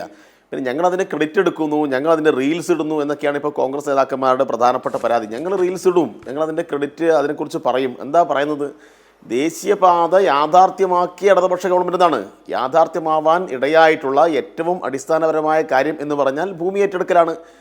ഉമ്മൻചാണ്ടിയുടെ കാലത്ത് ഇവർക്ക് വസന്തന് പൂർണ്ണമായും ക്രെഡിറ്റ് എടുക്കാമായിരുന്നല്ലോ. എന്താ ഉമ്മൻചാണ്ടി ആ ക്രെഡിറ്റ് എടുക്കാതെ പോയത്? ഉമ്മൻചാണ്ടി എന്തുകൊണ്ടാണ് ക്രെഡിറ്റ് എടുത്തിട്ടില്ല? ഉമ്മൻചാണ്ടിക്ക് എന്തുകൊണ്ടാണ് ക്രെഡിറ്റ് കിട്ടിയിട്ടില്ല? ഉമ്മൻചാണ്ടി തന്നെ പറഞ്ഞ സംഭാഷണം നമുക്ക് ഓർമ്മ. ഉമ്മൻചാണ്ടി പത്രസമ്മേളനത്തിൽ പറഞ്ഞു, കേരളത്തിലൊന്നും നടക്കില്ല, 30 മീറ്റർ വീതിയിൽ തന്നെ നടക്കില്ല, അതുകൊണ്ട് ദേശീയപാത അതോറിറ്റിയോട് പോയിക്കോന്ന് പറഞ്ഞു. അവരുടെ ഓഫീസ് പൂട്ടിയിട്ട് സ്ഥലം വിട്ടു. ഗവൺമെൻറ് ഭാഗ്യവശാൽ മാറി, കേരളത്തിൻ്റെ ഭാഗ്യവശാൽ ഗവൺമെൻറ് മാറി ഇടതുപക്ഷം വന്നതുകൊണ്ട് അവരെ തിരിച്ചു വിളിച്ച് പ്രശ്നങ്ങൾ പരിഹരിക്കാൻ വേണ്ടി തുടർച്ചയായ ഇടപെടൽ നടത്തി, അവലോകന യോഗം നടത്തി. അങ്ങനെയാണെങ്കിൽ പണം കൂടുതൽ കൊടുത്താൽ ജനങ്ങളുടെ പ്രതിഷേധം അവസാനിപ്പിക്കാൻ കഴിയും എന്ന് മനസ്സിലാക്കി പണം കൂടുതൽ കൊടുത്തു, പ്രശ്നങ്ങൾ സെറ്റിൽ ചെയ്തു, പണി ആരംഭിച്ചു. അതല്ലേ അത് ഞങ്ങൾ പറയല്ലോ, യാഥാർത്ഥ്യമാക്കിയതിൽ നിർണായകമായ പങ്ക് ഇടതുപക്ഷത്തിനുണ്ട് എന്ന് പകൽ പോലെ വ്യക്തമായ കാര്യമല്ലേ. പിന്നെ ഇവരിപ്പം എന്തിനെക്കുറിച്ച് പറയുന്നത്? അതിൽ വിള്ളൽ വീണു സ്വാഭാവികമായിട്ടും അത് കേന്ദ്ര ഉപരിതല ഗതാഗത മന്ത്രാലയത്തിൻ്റെ കീഴിലാണ്. അവരാണ് അത് സംബന്ധിച്ച് അന്വേഷിക്കേണ്ടത്. അവർ അന്വേഷിക്കുക, നടപടിയെടുക്കുക, അതിൻ്റെ ഉത്തരവാദിത്വം പൂർണ്ണമായിട്ടും അവർക്കാണ്. ഞങ്ങളുടെ ഏതെങ്കിലും എഞ്ചിൻ അത് പരിശോധിക്കാൻ പോയോ? ഞങ്ങളാണോ അതിൻ്റെ DPR തയ്യാറാക്കിയത്? ഞങ്ങളുടെ ഗവൺമെൻറ് അതുമായി ബന്ധപ്പെട്ട എന്തെങ്കിലും കാര്യങ്ങൾ പരിശോധിച്ചിട്ടുണ്ടോ? ഒന്നും പരിശോധിച്ചിട്ടില്ല. ഞങ്ങൾക്ക് അതിൽ അവകാശമില്ല. അവിടെ ഇതെല്ലാം പകൽ പോലെ വ്യക്തമായ കാര്യമാണ്. ഇതൊക്കെ കോൺഗ്രസിൻ്റെ ആളുകൾ വെറുതെ അതും ഇതും പറയുകയാണ്. റിയാസ് എന്തോ റീൽസ് ഇട്ടു, റീൽസ് ഇട്ടുകൊണ്ടാണോ ഈ പ്രശ്നം ഉണ്ടാകുന്നത്? റിയാസ് ഇനി റീൽസ് ഇടും. PWD മിനിസ്റ്റർ എന്ന നിലയിൽ അദ്ദേഹത്തെ നേതൃത്വം കൊണ്ടുവന്ന പാലങ്ങൾ, അതുമായി ബന്ധപ്പെട്ട ടൂറിസം മേഖലയിലെ വികസനങ്ങൾ, ഈ റീൽസൊക്കെ കാണുമ്പോൾ ഇവരുടെ കണ്ണ് മഞ്ഞളിച്ചു പോകും. അതാണ് പ്രധാനപ്പെട്ട പ്രശ്നം. അസൂയാണ്, അസ്വസ്ഥതയാണ്. കാരണം എത്ര മനോഹരമായ ചിത്രങ്ങളാണ് പാലത്തിൻ്റേതായി കഴിഞ്ഞാലും, റോഡിൻ്റേതായി കഴിഞ്ഞാലും, പാർക്കിൻ്റേതായി കഴിഞ്ഞാലും, മറ്റ് ടൂറിസം സ്പോട്ടുകളായി കഴിഞ്ഞാലും, ഇങ്ങനെ കേരളം ഇന്ന് വരെ കണ്ടിട്ടില്ലാത്ത നിരവധി അന്താരാഷ്ട്ര തലങ്ങളിൽ മാത്രം കാണുന്ന ചിത്രങ്ങളും വീഡിയോകളും നമ്മൾ കാണുകയാണ്, നമ്മുടെ നാട്ടിൽ നമ്മൾ കാണുകയാണ്. അപ്പം അതുമായി ബന്ധപ്പെട്ട പ്രചരണം നടക്കുമ്പോൾ വല്ലാതെ അസ്വസ്ഥപ്പെട്ടൊരു കാര്യമില്ല. റീൽസ് ഇനിയും ഉണ്ടാവും. ഇതുമായി ബന്ധപ്പെട്ട കാര്യങ്ങൾ ഞങ്ങൾ ഇനിയും ജനങ്ങളോട് പറയും. അതുകൊണ്ട് നിലമ്പൂർ തെരഞ്ഞെടുപ്പിൽ ഞങ്ങൾ നാഷണൽ ഹൈവേ യാഥാർത്ഥ്യമാക്കിയതിനെ കുറിച്ച് പറയും. നിലമ്പൂർ തെരഞ്ഞെടുപ്പിൽ ഞങ്ങൾ മലയോര ഹൈവേ യാഥാർത്ഥ്യമാക്കിയതിനെ കുറിച്ച് പറയും. മലയോര ഹൈവേയുടെ ഏറ്റവും പ്രധാനപ്പെട്ട ഉപഭോക്താക്കളാണ് നിലമ്പൂരിലെ ജനങ്ങൾ. നിലമ്പൂരിലെ ജനങ്ങളോട് ഞങ്ങളത് പറയും. മലയോര ഹൈവേക്കെതിരായ നിലപാട് സ്വീകരിച്ചവർ, മലയോര ഹൈവേ നടക്കില്ല എന്ന് പറഞ്ഞവർ നിങ്ങളാണ്. ഇപ്പോൾ കോഴിക്കോട് പിന്നെ അവിടെ ആ ഭാഗത്തുള്ള ആളുകൾക്ക് വയനാട്ടിലേക്ക് പോകാൻ തുരങ്കപാത നിങ്ങളുടെ ഗവൺമെൻറ്റാണ് പറഞ്ഞത്. തുരങ്കപാത നിങ്ങളുടെ പ്രതിപക്ഷ നേതാവ് VD സതീശാണ് പറഞ്ഞത്. തുരങ്കപാതക്കെതിരായി UDF നിലപാട് സ്വീകരിക്കും, സമരം നടത്തുമെന്ന് പറഞ്ഞു. അതിപ്പോൾ യാഥാർത്ഥ്യമാവാൻ വേണ്ടി പോവുകയാണ്. അപ്പോൾ നിങ്ങൾ മാക്കരുത് എന്ന് ആക്രോശിച്ചുകൊണ്ട് ഇറങ്ങി പുറപ്പെട്ട കാര്യങ്ങളെല്ലാം യാഥാർത്ഥ്യമാവുന്നു എന്ന് മാത്രമല്ല, അതെല്ലാം മനോഹരമായ വീഡിയോ ആയി, ചിത്രങ്ങളായി നമ്മുടെ നാട്ടിലെ ഇവരുടെ കോൺഗ്രസിൻ്റെ, KSUവിൻ്റെ, യൂത്ത് കോൺഗ്രസിൻ്റെ ആളുകളുടെ സ്റ്റാറ്റസിലേക്ക് വരുന്നു, ഇവരുടെ കുടുംബ ഗ്രൂപ്പിലേക്ക് വരുന്നു. പിന്നെ എങ്ങനെ ഇവർ അസ്വസ്ഥപ്പെടാതിരിക്കും? അതിൻ്റെ അസ്വസ്ഥതയാണ് ഇവരിപ്പോൾ പ്രകടിപ്പിക്കുന്നത്. അതുകൊണ്ട് ഇതെല്ലാം ഞങ്ങൾ നിലമ്പൂരിൽ പറയും. ആളുകൾക്ക് പെൻഷൻ കൊടുത്തതും 6 ലക്ഷം ആളുകൾക്ക് വീട് കൊടുത്തതും സ്കൂളുകൾ ഉണ്ടാക്കിയതും സ്കൂളുകൾ മെച്ചപ്പെടുത്തിയതും എല്ലാമാണ് ജനങ്ങളോട് പറയാൻ വേണ്ടി പോകുന്നത്. അതിനൊന്നും മുന്നിൽ ഒരു അൻവറും ഞങ്ങൾക്കൊരു പ്രശ്നമല്ല. അൻവർ ഇങ്ങനെ പലതും പല സ്ഥലത്തും വിളിച്ചു പറയുകയാണ്. അതൊക്കെ വ്യക്തിപരമായിട്ടാണ് വിളിച്ചു പറയുന്നത്. എന്തൊരു രാഷ്ട്രീയ നിലവാരക്കുറവാണ് കാണിക്കുന്നത്. മുഖ്യമന്ത്രിയെ, അദ്ദേഹത്തിൻ്റെ കുടുംബത്തെയല്ലേ വ്യക്തിപരമായി ആക്ഷേപിക്കുന്നത്? എന്തെങ്കിലും അടിസ്ഥാനമുണ്ടോ? ഇത്രയും കാലം അൻവർ മുന്നോട്ട് വെച്ച് ഏതെങ്കിലും ഒരു ആരോപണത്തിന് എന്തെങ്കിലും ഒരു പേപ്പർ സമർപ്പിച്ചിട്ടാണ് അത് അടുത്ത ആരോപണമെങ്കിൽ ഞങ്ങൾക്ക് അംഗീകരിക്കാം. ഒരു ആരോപണത്തിനും എന്തെങ്കിലും തരത്തിൽ ഒരു തെളിവ് ഹാജരാക്കാൻ അൻവറിന് കഴിഞ്ഞിട്ടില്ല. അപ്പോൾ അൻവർ ഇനിയും തുടരും. അത് കാണാം നമുക്ക്. ജനങ്ങളുടെ കോടതിയിൽ ആ കാര്യങ്ങൾ വിലയിരുത്തട്ടെ. ശരി, വളരെ വേഗം വസന്ത്. അപ്പോൾ അങ്ങനെ ഒരാളെയാണ് നിങ്ങൾ ഓൺ ചെയ്യുന്നത്. അൻവർ എന്തൊക്കെയോ ചന്ദനം ചാരി നിന്നുള്ള രാഷ്ട്രീയം പറയുന്നു എന്ന് പറഞ്ഞ വസന്ത്, അൻവർ ഇന്ന് പറഞ്ഞിരിക്കുന്നത് UDF ഏത് ചെകുത്താനെ നിർത്തിയാലും പിന്തുണയ്ക്കുമെന്നുള്ളതാണ്. അപ്പോൾ അതാണ് അൻവറിന്റെ കോൺഗ്രസിനോട് പോലുമുള്ള നിലപാട്. അൻവറിന്റെ ശത്രുത ഇവിടെ പിണറായി വിജയൻ എന്ന് പറയുന്ന ഒരു വ്യക്തിയോട് മാത്രമാണ് വസന്ത്. അതിന്റെ ആയുധമായി കോൺഗ്രസ് ഇങ്ങനെ മാറുന്നത് നല്ലതാണോ? ഏത് ചെകുത്താനൊപ്പം കൂട്ടുകൂടിയിട്ടാണെങ്കിലും കോൺഗ്രസിനെ തോപ്പിക്കും എന്ന് പറഞ്ഞ് ജനസംഘത്തിന്റെ കൂട്ടുകൂടിയവരെ നിങ്ങൾക്ക് ഓർമ്മയുണ്ടല്ലോ. ആ രീതി അൻവർ പറഞ്ഞത് ആര് മത്സരിച്ചാലും അവിടെ UDF ജയിക്കും. അതാണ് പൊതുവിലെ സാഹചര്യം എന്നുള്ളതാണ്. 2, ഞാൻ ചോദിക്കട്ടെ, അൻവറിനെ ഇങ്ങനെ തള്ളിപ്പറയുമ്പോ കഴിഞ്ഞ കാലങ്ങളിൽ ഓൺ ചെയ്തവരാണ് നിങ്ങൾ തോളിലെടുത്ത് കൊട്ടയിലാക്കി തലയിൽ ചുമന്നുകൊണ്ട് നടന്നവരാണ് നിങ്ങൾ. ഓർമ്മയില്ലേ? നിങ്ങളുടെ സൈബർ സഖ്യത്തിന്റെ, നിങ്ങളുടെ സൈബർ വെട്ടുകളി കൂട്ടത്തിന്റെ നേതാവായിരുന്നില്ലേ ശ്രീ അൻവർ? പക്ഷെ ആ കാലത്തൊന്നും അൻവർ ഇങ്ങനെ എല്ലാ വാതിലും ഇങ്ങനെ കയറി ഇറങ്ങി എന്നെയും കൂടെ കൂട്ടുമോ എന്നുള്ളൊരു നിലയിൽ പ്രവർത്തിച്ചിരുന്ന ഒരാളായിരുന്നു വസന്ത്. എനിക്കും അദ്ദേഹത്തെ വ്യക്തിപരമായി ആക്ഷേപിക്കണമെന്നൊന്നും താല്പര്യമില്ല. പക്ഷേ ആ കാലത്തിന് ശേഷം അൻവർ ഒരു തരത്തിലും രാഷ്ട്രീയ നൈതികത ഇല്ലാത്തൊരു വ്യക്തിത്വമായി മാറുന്നത് നമ്മൾ കണ്ടതല്ലേ വസന്ത്? അപ്പോൾ അങ്ങനെ ഒരാളെ കൂടെ കൂട്ടുമ്പോൾ എന്ത് ക്രെഡിബിലിറ്റിയാണ് ആ വ്യക്തിക്ക് ഉണ്ടാകുന്നത് എന്നൊരു പരിശോധനയെങ്കിലും വേണ്ടേ? രാഷ്ട്രീയ നൈതികത ഇല്ല എന്ന് കണ്ട് അൻവറിനെ നിങ്ങൾ പുറത്താക്കുകയാണോ ചെയ്തത്? അല്ലല്ലോ, അൻവർ അവിടെ നിന്ന് ഇറങ്ങിപ്പോരുകയും അല്ല, അങ്ങനെ ഉണ്ട് എന്നൊരു തോന്നലുണ്ടായിരുന്നെങ്കിൽ അൻവർ വെച്ച എല്ലാ ഡിമാൻഡിനും വഴങ്ങി അവർ ഒപ്പം നിർത്തുമായിരുന്നില്ലേ? പി ശശിക്കുമെതിരെ അല്ല അങ്ങനെ പറ്റുന്ന രീതിയിലായിരുന്നില്ലല്ലോ ആരോപണങ്ങൾ. മുഖ്യമന്ത്രിയുടെ പ്രൈവറ്റ് സെക്രട്ടറി, മനസാക്ഷി സൂക്ഷിപ്പുകാരൻ, ഇടം കൈ ആയിട്ടുള്ള പി ശശിക്കെതിരെ ഗുരുതരമായ ആരോപണങ്ങൾ. അല്ല, അൻവറിന്റെ ആദ്യത്തെ വാർത്താ സമ്മേളനം വസന്തിന് ഓർമ്മയില്ലേ? മുഖ്യമന്ത്രി അല്ലെങ്കിൽ പിണറായി വിജയനെ ഇങ്ങനെ അദ്ദേഹം ഇതൊന്നും അറിഞ്ഞിട്ടില്ലാത്ത ആളാണ് എന്നുള്ള മട്ടിൽ അദ്ദേഹത്തെ മറ്റൊരു തരത്തിൽ അവതരിപ്പിച്ചുകൊണ്ടായിരുന്നു അൻവറിന്റെ ആദ്യത്തെ വാർത്താ സമ്മേളനം. അപ്പോൾ വസന്ത് പറയുന്ന തരത്തിൽ നൈതികതയുള്ള നേതാവാണെങ്കിൽ അപ്പോഴെങ്കിലും CPM അൻവറിനെ എന്ത് വില കൊടുത്തും ഒപ്പം നിർത്തണ്ടേ? അങ്ങനെ അല്ലാത്തത് കൊണ്ടാണല്ലോ അൻവർ ഇങ്ങനെ പുറത്തേക്ക് പോകുകയും എല്ലാ വാതിലിലും മുട്ടി എന്നെയും കൂടി ഒപ്പം നിർത്തുമെന്ന് ചോദിക്കേണ്ടി വരുന്നതും കോൺഗ്രസിനൊപ്പം ചേരാൻ താല്പര്യമുണ്ടെന്ന് ആദ്യം പറയുമ്പോൾ നിങ്ങൾ കൂട്ടാതിരിക്കുന്നതും അവസാനം ഇങ്ങനെ അൻവറാണ് ഞങ്ങളുടെ മുന്നണി പോരാളി എന്ന മട്ടിൽ VD സതീശന് പ്രതികരിക്കേണ്ടി വരുന്നതും.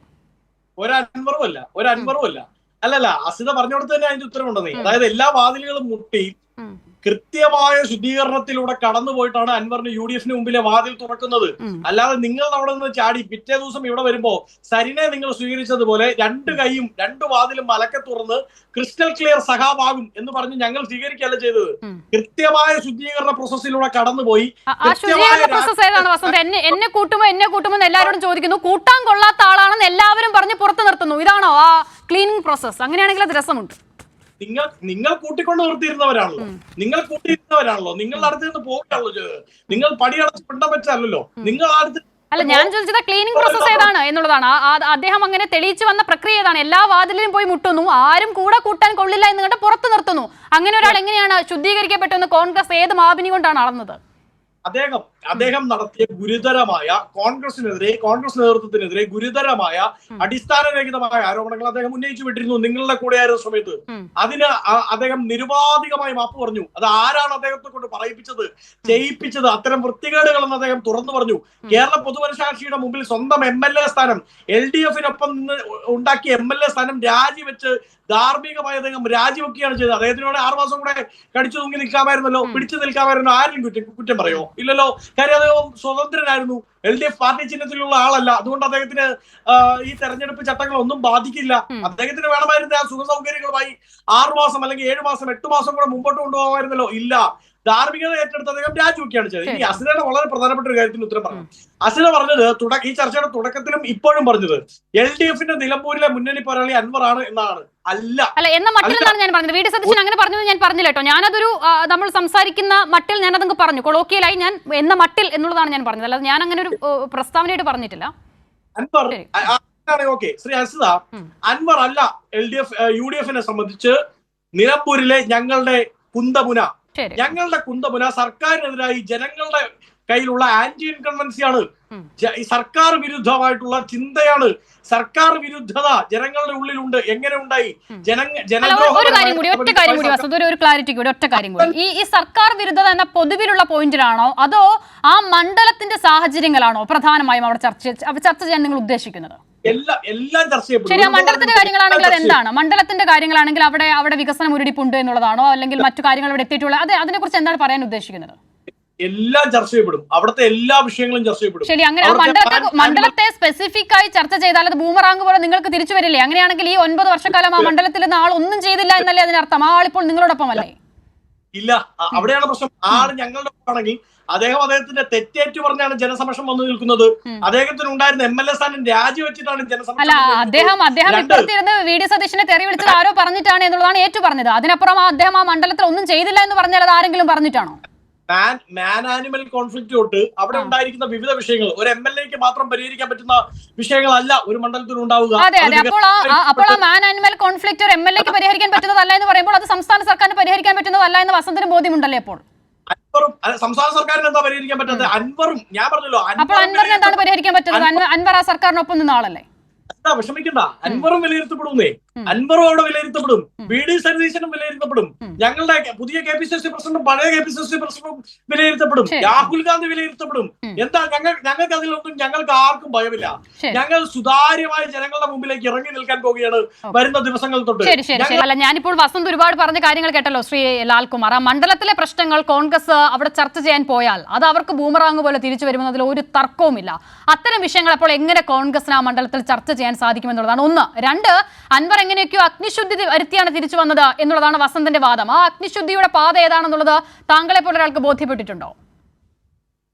അസിത പറയുന്നത് your line is so feeble. ഞാൻ ഒരു പ്രിസംഷൻ നടത്തി ഞാൻ മറുപടി പറയാം. നോക്കൂ ഇവിടെ സംഭവിക്കുന്ന ഒരു കാര്യം, അൻവർ ഇന്നലെ വരെ CPM-നോ അല്ലെങ്കിൽ ഇടതുപക്ഷ പ്രസ്ഥാനങ്ങളോടോ ചേർന്ന് നിന്ന ഒരാളാണ് അൻവർ. അൻവർ നമ്മളുടെ പോരാളിയായിരുന്നോ, നമ്മുടെ ട്രസ്റ്റഡ് ലെഫ്റ്റനന്റ് ആണോ എന്ന് ചോദിച്ചാൽ yes, he was of course.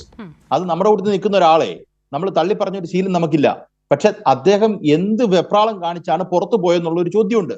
എന്ത് കാര്യമാണ് പറഞ്ഞുകൊണ്ടിരുന്നത്? സത്യത്തിൽ വസ്തുതാവിരുദ്ധമായ കുറെ കാര്യങ്ങൾ പറഞ്ഞ് അപ്പുറത്ത് പോയി UDF-ൽ ചെന്ന് കയറാമെന്നുള്ള ധാരണയിൽ നോക്കൂ, CPM-ന്റെ MLA അല്ലെങ്കിൽ CPM-മായി ചേർന്ന് നിന്നൊരു MLA രാജിവെച്ച് പുറത്തു പോകുമ്പോൾ അദ്ദേഹം എന്തായിരിക്കും കരുതുക? ആ MLA സ്ഥാനമൊക്കെ മൊത്തത്തിൽ കളഞ്ഞ് ഈ നിസ്വാർത്ഥനായ ഹിമാലയത്തിലേക്കൊന്നും പോകാനല്ലോ, UDF-ന്റെ പാളയത്തിൽ ചെന്ന് കയറാൻ തന്നെയാണെന്ന് നമുക്ക് വ്യക്തമായിട്ട് അറിയാം. കാര്യം അദ്ദേഹത്തിന് BJP പോയി ചേരാൻ പറ്റത്തില്ല, കാര്യം അവിടെ ജയിക്കത്തില്ല. അപ്പം ജയിക്കാൻ ഒരു കോമ്പീറ്റന്റ് സ്ഥാനാർത്ഥിയെങ്കിലും ആയി മാറണമെങ്കിൽ UDF-മായി ചേർന്ന് വേണം. അത് UDF-മായി ആലോചിച്ച ശേഷം അദ്ദേഹം ഇപ്പുറത്ത് കുത്തിത്തിരിപ്പുണ്ടാക്കിയതാണെന്നാണ് ഞാൻ പറഞ്ഞുകൊണ്ടിരിക്കുന്നത്. അങ്ങനെ കുത്തിത്തിരിപ്പുണ്ടാക്കിയ ഒരാള് ഇപ്പൊ കോൺഗ്രസിന് തന്നെ അദ്ദേഹത്തെ കുറിച്ച് ബുദ്ധിമുട്ടുണ്ട്. കാര്യം അൻവറിനെ പിടിച്ചെടുത്ത് തലേ വെച്ചാൽ, UDF-ന്റെ അടുത്ത് മുന്നോട്ട് വെച്ചാൽ എന്താകും എന്നുള്ള ഒരു പ്രശ്നം അവിടെ കിടപ്പുണ്ട്. അത് ഈ പറയുന്ന VD സതീശനും ഈ പറയുന്ന വസന്ത് സിറിയക്കിനും ഉൾപ്പെടെയുള്ള ആൾക്കാർക്ക് കൃത്യമായി അറിയാം. അത് മാത്രമല്ല, ഇപ്പം ഈ തെരഞ്ഞെടുപ്പിന്റെ റിസൾട്ട് എന്ത് തന്നെ ആകട്ടെ, ഇപ്പോൾ മത്സരിക്കുന്നില്ല എന്ന് പറയുന്ന അൻവർ അടുത്ത തെരഞ്ഞെടുപ്പ് വരുമ്പോൾ എന്തായിരിക്കും നിലപാടെടുക്കുക, ഏത് രീതിയിലായിരിക്കും വില പേശുക, ഇതൊക്കെ UDF-നെ സംബന്ധിച്ചിടത്തോളം UDF-ന് ഒരു പ്രശ്നമായിട്ട് മാറിയിട്ടുണ്ട്. അത് കൃത്യമായിട്ട് അവർക്കറിയാം. ഞാൻ പറയുന്ന കാര്യം, അൻവർ പറയാൻ പോകുന്നത് നിലമ്പൂരിലെ വിശാല അർത്ഥത്തിലുള്ള രാഷ്ട്രീയമായിരിക്കില്ല. അൻവർ പറയാൻ പോകുന്നത് അൻവറിന് എങ്ങനെ ജീവിക്കാം, അൻവർ എങ്ങനെ രാഷ്ട്രീയമായി ജീവിച്ചു പോകാം എന്നുള്ള കാര്യം മാത്രമേ അൻവർ പറയത്തുള്ളൂ. ക്ലിയർ ആണ്. അഡ്വക്കേറ്റ് വസന്ത് സിറിയക്ക്, അപ്പോൾ ഏറ്റവും പ്രധാനപ്പെട്ട കാര്യം ഒരു തെരഞ്ഞെടുപ്പിലേക്ക് വരുമ്പോൾ സ്ഥാനാർത്ഥിയാണല്ലോ. നാളെ പ്രഖ്യാപനം ഉണ്ടാകും UDF-ന്റെ കോൺഗ്രസിനെ എന്നുള്ളതാണ് മനസ്സിലാക്കുന്നത്. ആ സ്ഥാനാർത്ഥി പ്രഖ്യാപനത്തിൽ പോലും വീണ്ടും അൻവർ ചില കണ്ടീഷൻസ് വെച്ചു എന്നുള്ള വാർത്തകൾ ആദ്യം കേട്ടിരുന്നു. അപ്പോൾ ഈ നിർണയത്തിലേക്ക് എത്തിയത് പൂർണ്ണമായും UDF-ന്റെയും കോൺഗ്രസിന്റെയും മാത്രം തീരുമാനത്തിന്റെ അടിസ്ഥാനത്തിലാണോ? തീർച്ചയായും കോൺഗ്രസിനെ സംബന്ധിച്ച് സ്ഥാനാർത്ഥി പ്രഖ്യാപനം ഉണ്ടാകുന്നതിന് തൊട്ടു മുമ്പ് വരെ വിവിധ ചർച്ചകൾ ഉണ്ടാവും, വിവിധ അഭിപ്രായങ്ങൾ ഉണ്ടാവും, വിവിധ കോണുകളിൽ നിന്ന് അഭിപ്രായങ്ങൾ വരും. പലരും സ്ഥാനാർത്ഥി സാധ്യതകൾ പറയും, താല്പര്യങ്ങൾ പറയും. അതെല്ലാം പരിഗണിച്ചുകൊണ്ടാണ് കോൺഗ്രസിന്റെ ഹൈക്കമാൻഡ് ഏറ്റവും ഒടുക്കം ഒരു സ്ഥാനാർത്ഥിയെ പ്രഖ്യാപിക്കുക. അങ്ങ് സൂചിപ്പിച്ചതുപോലെ ഇന്ന്, നാളെ അല്ലെങ്കിൽ മറ്റന്നാൾ സ്വാഭാവികമായും ഡൽഹിയിൽ നിന്നൊരു പേര് വരും. ആ പേര് അവിടുത്തെ കോൺഗ്രസ് പ്രവർത്തകർക്ക്, അവിടുത്തെ UDF പ്രവർത്തകർക്ക് ഒന്നാകെ ഏറ്റെടുക്കാൻ പറ്റുന്ന പേരായിരിക്കും. അതിൽ ക്ലിയർ ആണ്. UDF തീരുമാനിച്ചു, കോൺഗ്രസ് തീരുമാനിച്ചു, അത് നല്ലതാണ്. അപ്പോൾ അങ്ങനെയാണെങ്കിൽ ഞാൻ ചോദിക്കുന്നത്, ഈ തെരഞ്ഞെടുപ്പ് കഴിയുമ്പോൾ ഒരു പക്ഷേ കോൺഗ്രസ് ജയിക്കുകയാണെങ്കിൽ അതിന്റെ ക്രെഡിറ്റ് ഒരു പണിയും എടുത്തില്ലെങ്കിൽ പോലും ഒരു പക്ഷേ അൻവർ അവകാശപ്പെടാൻ സാധ്യതയുണ്ട്. അപ്പോൾ അങ്ങനെ ഒരു പ്രതിസന്ധിയിലേക്ക് കോൺഗ്രസ് പോകാനൊരു സാധ്യത ഇപ്പോൾ മുന്നിൽ കാണുന്നുണ്ടോ? ഒരിക്കലുമില്ലല്ലോ. അതുകൊണ്ടാണ് നിങ്ങൾ പറഞ്ഞതുപോലെ ഞങ്ങൾ അൻവറിനെ ഇവിടേക്ക് ആനയിച്ചിരുത്തിയല്ല, അൻവർ ഇല്ലാതെ ഞങ്ങൾക്ക് ജയിക്കാൻ. ഞാൻ പറഞ്ഞത് വസന്ത്, നിങ്ങളത് ഇരുത്തിയാലും ഇല്ലെങ്കിലും അൻവർ അത് പറയും എന്നുള്ളത് ആർക്കും സംശയമില്ല. ഞാനാണ് ഇതിലെ ഫാക്ടർ എന്നുള്ളത് അൻവർ പറഞ്ഞു നടക്കും എന്നുള്ളത് സംശയമില്ലല്ലോ. അങ്ങനെ ഒരു മെസ്സേജ് ഇതിനോടകം തന്നെ അദ്ദേഹം നൽകി തുടങ്ങിയിട്ടുണ്ടല്ലോ. അതാണ് ചോദ്യം. അതിലാണ് ഞാൻ ഈ ചർച്ചയുടെ തുടക്കത്തിൽ പറഞ്ഞൊരു ക്രോണോളജി ഉള്ളത്. അതായത് പുതുപ്പള്ളി, തൃക്കാക്കര അടക്കമുള്ള, പാലക്കാട് അടക്കമുള്ള ഉപതെരഞ്ഞെടുപ്പുകളിലെ UDF-ന്റെ ഗ്രാഫ്, ആ ഗ്രാഫാണ് ഇവിടെ തുടരാൻ പോകുന്നത്. അന്നൊന്നും അൻവർ ഉണ്ടായിരുന്നില്ലല്ലോ, അന്നല്ല അൻവർ നിങ്ങളുടെ പക്ഷത്തായിരുന്നല്ലോ. അൻവറിന്റേതായിട്ടുള്ള കോൺട്രിബ്യൂഷൻ ഈ തെരഞ്ഞെടുപ്പിൽ നൽകാൻ സാധിക്കുമായിരിക്കും. പക്ഷെ ആ കോൺട്രിബ്യൂഷൻ ആവില്ല ഒരു വിന്നിംഗ് പോയിന്റ്.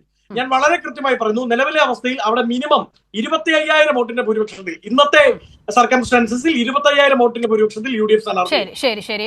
VK സനോജ്, ഒരുപാട് കാര്യങ്ങളെല്ലാം മറുപടി ആവശ്യമുണ്ടായിരുന്നു, സമയപരിമിതി ഉള്ളതുകൊണ്ട്. അത് ഏറ്റവും പ്രധാനം, അത് അഡ്രസ് ചെയ്തു പോകാൻ തരമില്ല ചെയ്യാതിരിക്കാൻ തരമില്ല എന്നതുകൊണ്ട് PV അൻവർ അഗ്നിശുദ്ധി വരുത്തി UDF-ലേക്ക് എത്തി എന്നുള്ളതല്ല, അവരോടൊപ്പം ഇപ്പോൾ നിൽക്കുന്ന അൻവർ അവിടെ കോൺഗ്രസിന്റെ ഒരു മുഖമായിരിക്കും. അഗ്നിശുദ്ധി, ആ വാക്ക് പ്രത്യേകം ശ്രദ്ധിക്കണം. രണ്ടാമതായി സ്ഥാനാർത്ഥി നിർണയവുമായി ബന്ധപ്പെട്ട കാര്യം, അത് ആ പ്രോസസ്സിംഗിലാണെന്നുള്ളത് മനസ്സിലാക്കുന്നു. എങ്കിലും പ്രഖ്യാപനം എപ്പോഴേക്കും ഉണ്ടാകും, എങ്ങനെയാണ് മുന്നോട്ടുള്ള ചിട്ടയായ പ്രവർത്തനം?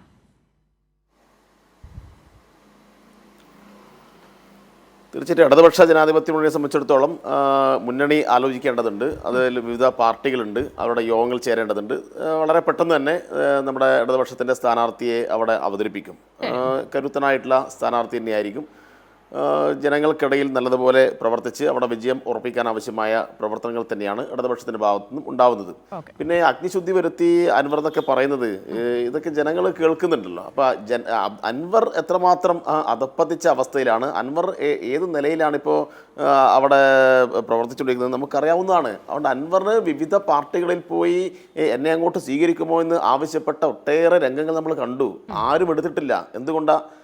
എത്ര തന്നെ അഗ്നിശുദ്ധി വരുത്തിക്കഴിഞ്ഞാലും അൻവറൊന്നും ഒരു തരത്തിലും ശുദ്ധിയാവില്ല എന്ന് അവർക്കറിയാം. കാരണം അൻവറിനെ അറിയാമല്ലോ ഇവർക്ക്. അൻവർ ഇടതുപക്ഷത്തിൻ്റെ ഭാഗമായി നിന്നിട്ട് അവസാനം ഒരു തെളിവ് പോലും, എന്തെങ്കിലും ഒരു ആരോപണം ഉന്നയിക്കുന്ന ഘട്ടത്തിൽ എന്തെങ്കിലും ഒരു കാര്യം ജനങ്ങളോട് പറയാൻ വേണ്ടിയണ്ടേ, അതൊന്നുമില്ലാതെ വെറുതെ ഇങ്ങനെ പത്രസമ്മേളനം നടത്തി ആവേശപ്പെടുകയല്ലാതെ ഒന്നും ഉണ്ടായിട്ടില്ല. അപ്പം അതുകൊണ്ട് ആളുകൾക്കും വിവിധ പാർട്ടികൾക്കും ഇതെല്ലാം അറിയുന്നതാണ്. അതുകൊണ്ട് അൻവറിനെ ഒരു ഘട്ടത്തിൽ ആരും എടുപ്പിച്ചിട്ടില്ല. ഇപ്പോൾ ഞാൻ പറഞ്ഞല്ലോ, UDF ഇപ്പോൾ മറ്റൊരു വഴിയും ഇല്ലാത്തത് കൊണ്ട് അൻവറിനെ എടുത്ത് നടക്കുന്നു എന്ന് മാത്രമേ ഉള്ളൂ. അത് UDF ഗതികേടാണ്. അതും UDFിലെ വിവിധ പാർട്ടികൾക്ക് അൻവറുമായി താല്പര്യമില്ല എന്നാണ് മനസ്സിലാക്കുന്നത്.